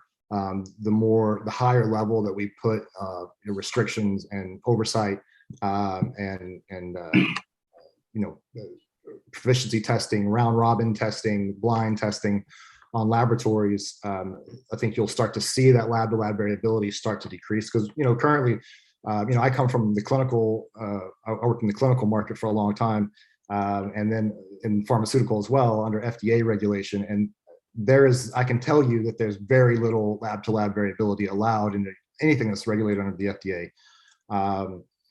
This market is new. There's not a whole lot of oversight. There's not a whole lot of, you know, restrictions and, you know, testing done to test out labs, precision and accuracy. So, you know, again, I'm all for more oversight on the lab industry.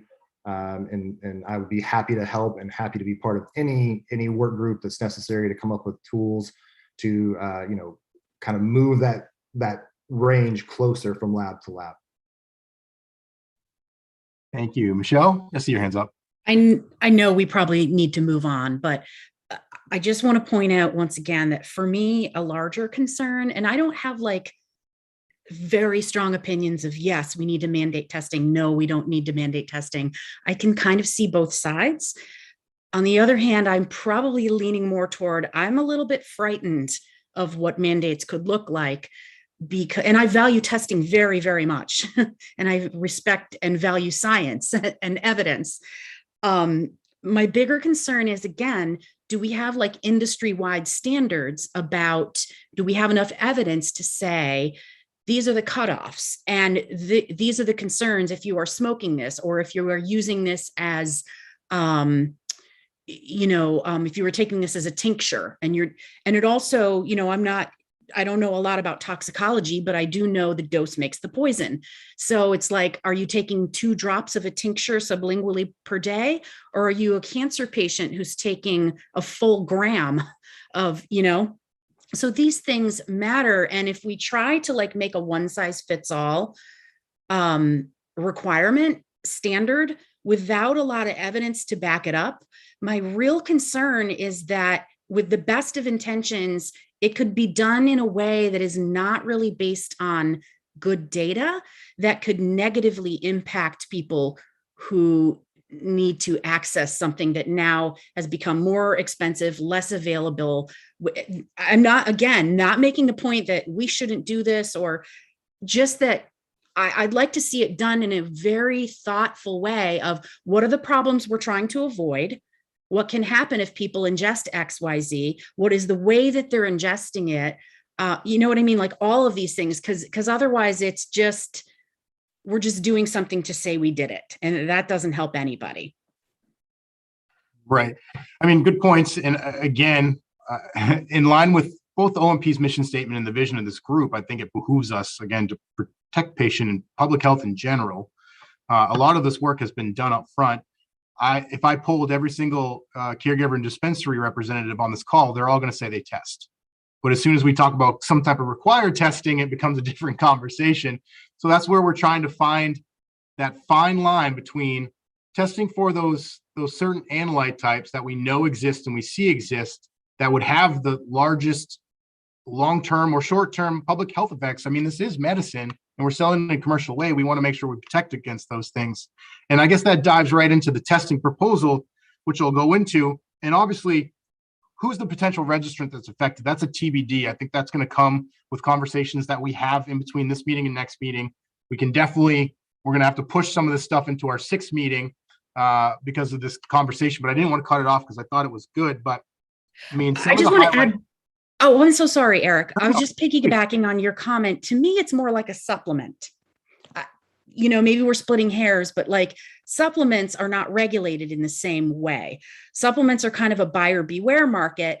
And I might say, well, this supplement is very important to me. I take it every single day and I take pretty high doses. So I'm going to get one that's GMP certified that I know, you know, but it's not the same thing as buying a pharmaceutical. And just, again, that's just, you know, to me, that's an important distinction. Eric, I really want to talk about this document a lot, but I have a pretty hard stop at 4. I can try to stretch for like another 5, maybe 10 minutes. Yeah. But I just, you know, I started to do some numbers and looking up some other stuff. So I just want to make sure that, you know, there's enough time to have a good discussion about the idea of testing. If people can run 5-10 minutes over, I would like to at least get it out and we can do a conversation. We can do follow-up calls in the same way that we've done the last ones where we videotape it and have that feedback. We're also happy to take email feedback, which we can put into the record and put online.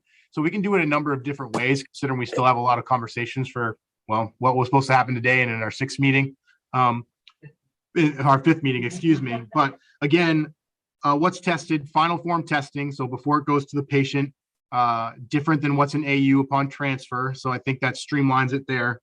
Again, eye towards protecting public health and keeping costs down, and then limited panels for the different types of products. So your limited panels are theirs written for flour, concentrates, and edibles, with roll in over time. And then all of those panels that are required on adult use would be tested through the OMP auditing. So that would help hopefully with costs, but also be able to catch those other important analytes that we would be testing for. But you folks can read this. If I'm hoping some of you had the chance to review it earlier on. I think it just formalizes it, put it into writing to kind of what we talked about at the last meeting. I think the biggest question mark would be, again, who would be required to do it, or if this group has a majority or full consensus that, you know what, I don't think we would get there, but mandatory testing or required testing, no matter how limited the panels are. I mean, any type of feedback would be helpful. And Paul, since you got to go, if you want to throw any type of feedback, happy to take it. Yeah, I mean, I guess just I don't know if Barry could help answer this question, but what's the cost for a mold and mildew screening? Because I have this that I was pulling off of. So I'm trying to I just didn't see mold or mildew on there as what the cost of the test would be. It should be in the column of microbials. You'll see it broken down at the end. There's a panel, and then they're broken down individually. A yeast and mold panels, I believe, is $30. Okay, so the idea with like harmful microbials to be rolled in 2022 and mold and mildew, it would be like $150 for the whole run. panel. Correct. Yeah. Okay. Yeah. I mean, I'm really curious to hear what other people, have to say about this. I know that Susan has a lot to say about this, Eric. So I know we don't want to try to punt this till the next meeting, but I feel like, it's it's almost 5:04 right now. Yeah. And I could get into this, but I'd rather save it so we could have, I could hear feedback from people, because I know, I want to hear, what Dave's experience has been with testing and other people's, and then just how we can, how we would engage it in a realistic manner for people who are current operators. Josh. Yeah, so I think that this is a pretty good starting point for this conversation. I think that just a note right off the top is I think we need to change the schedule to 2023 and 2024 instead of 2022 and 2023, because we're a day or two away from December of 2021.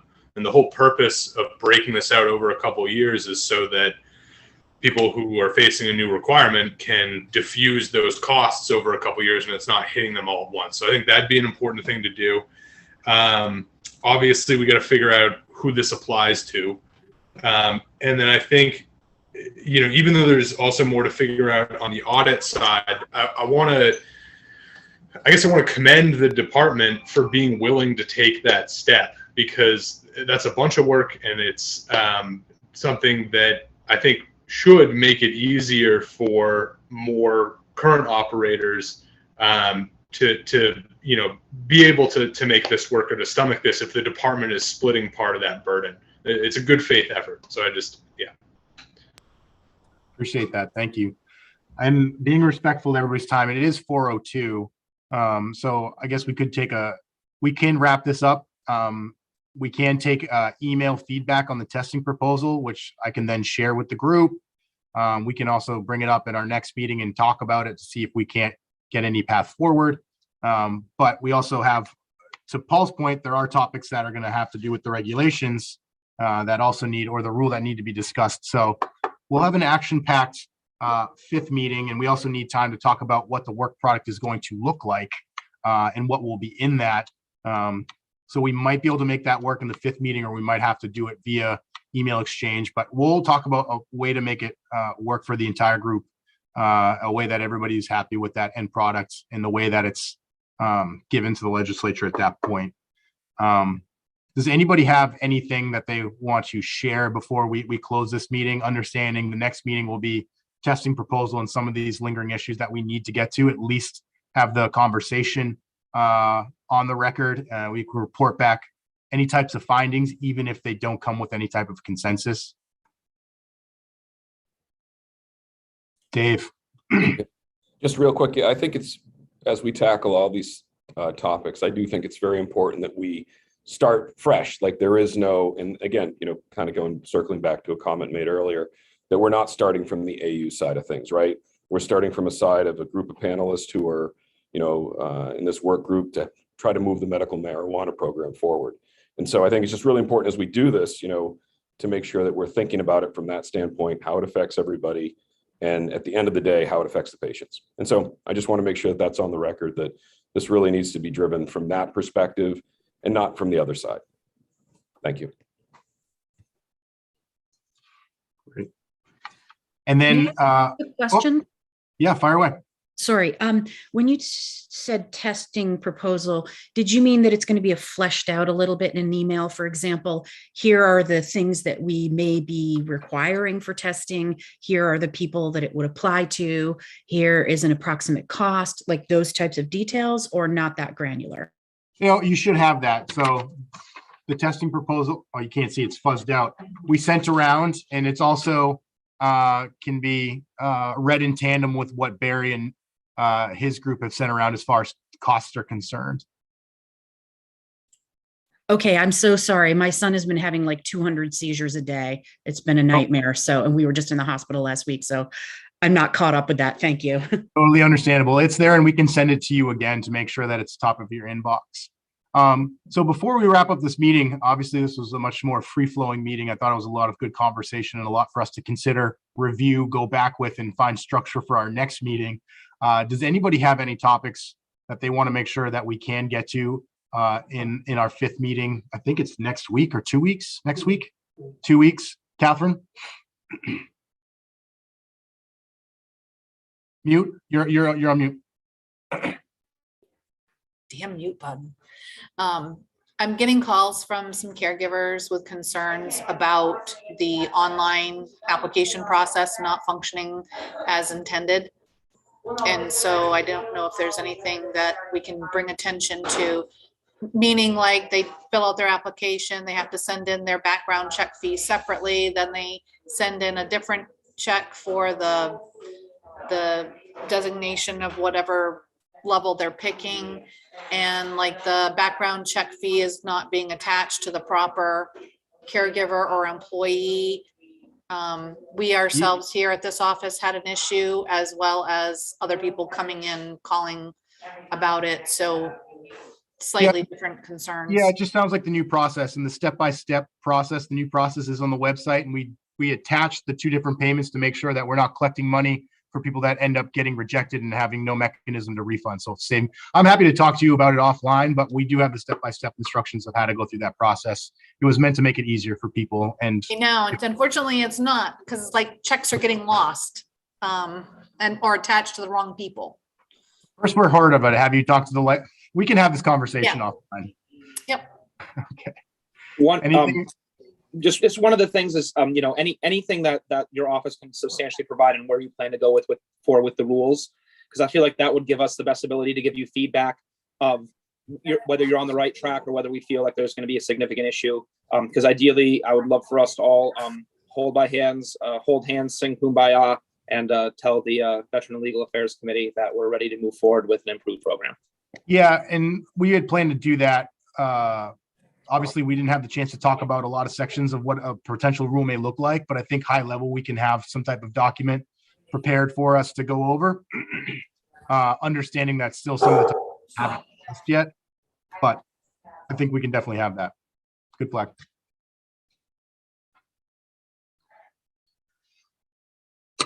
All right. Well, great. Thank you, everybody. Good conversation, and you should see communications from us in the coming days. Thank you all. Thank you, Eric, for running a great meeting. Thank you. Good afternoon. Night. Everybody have a good night. Bye.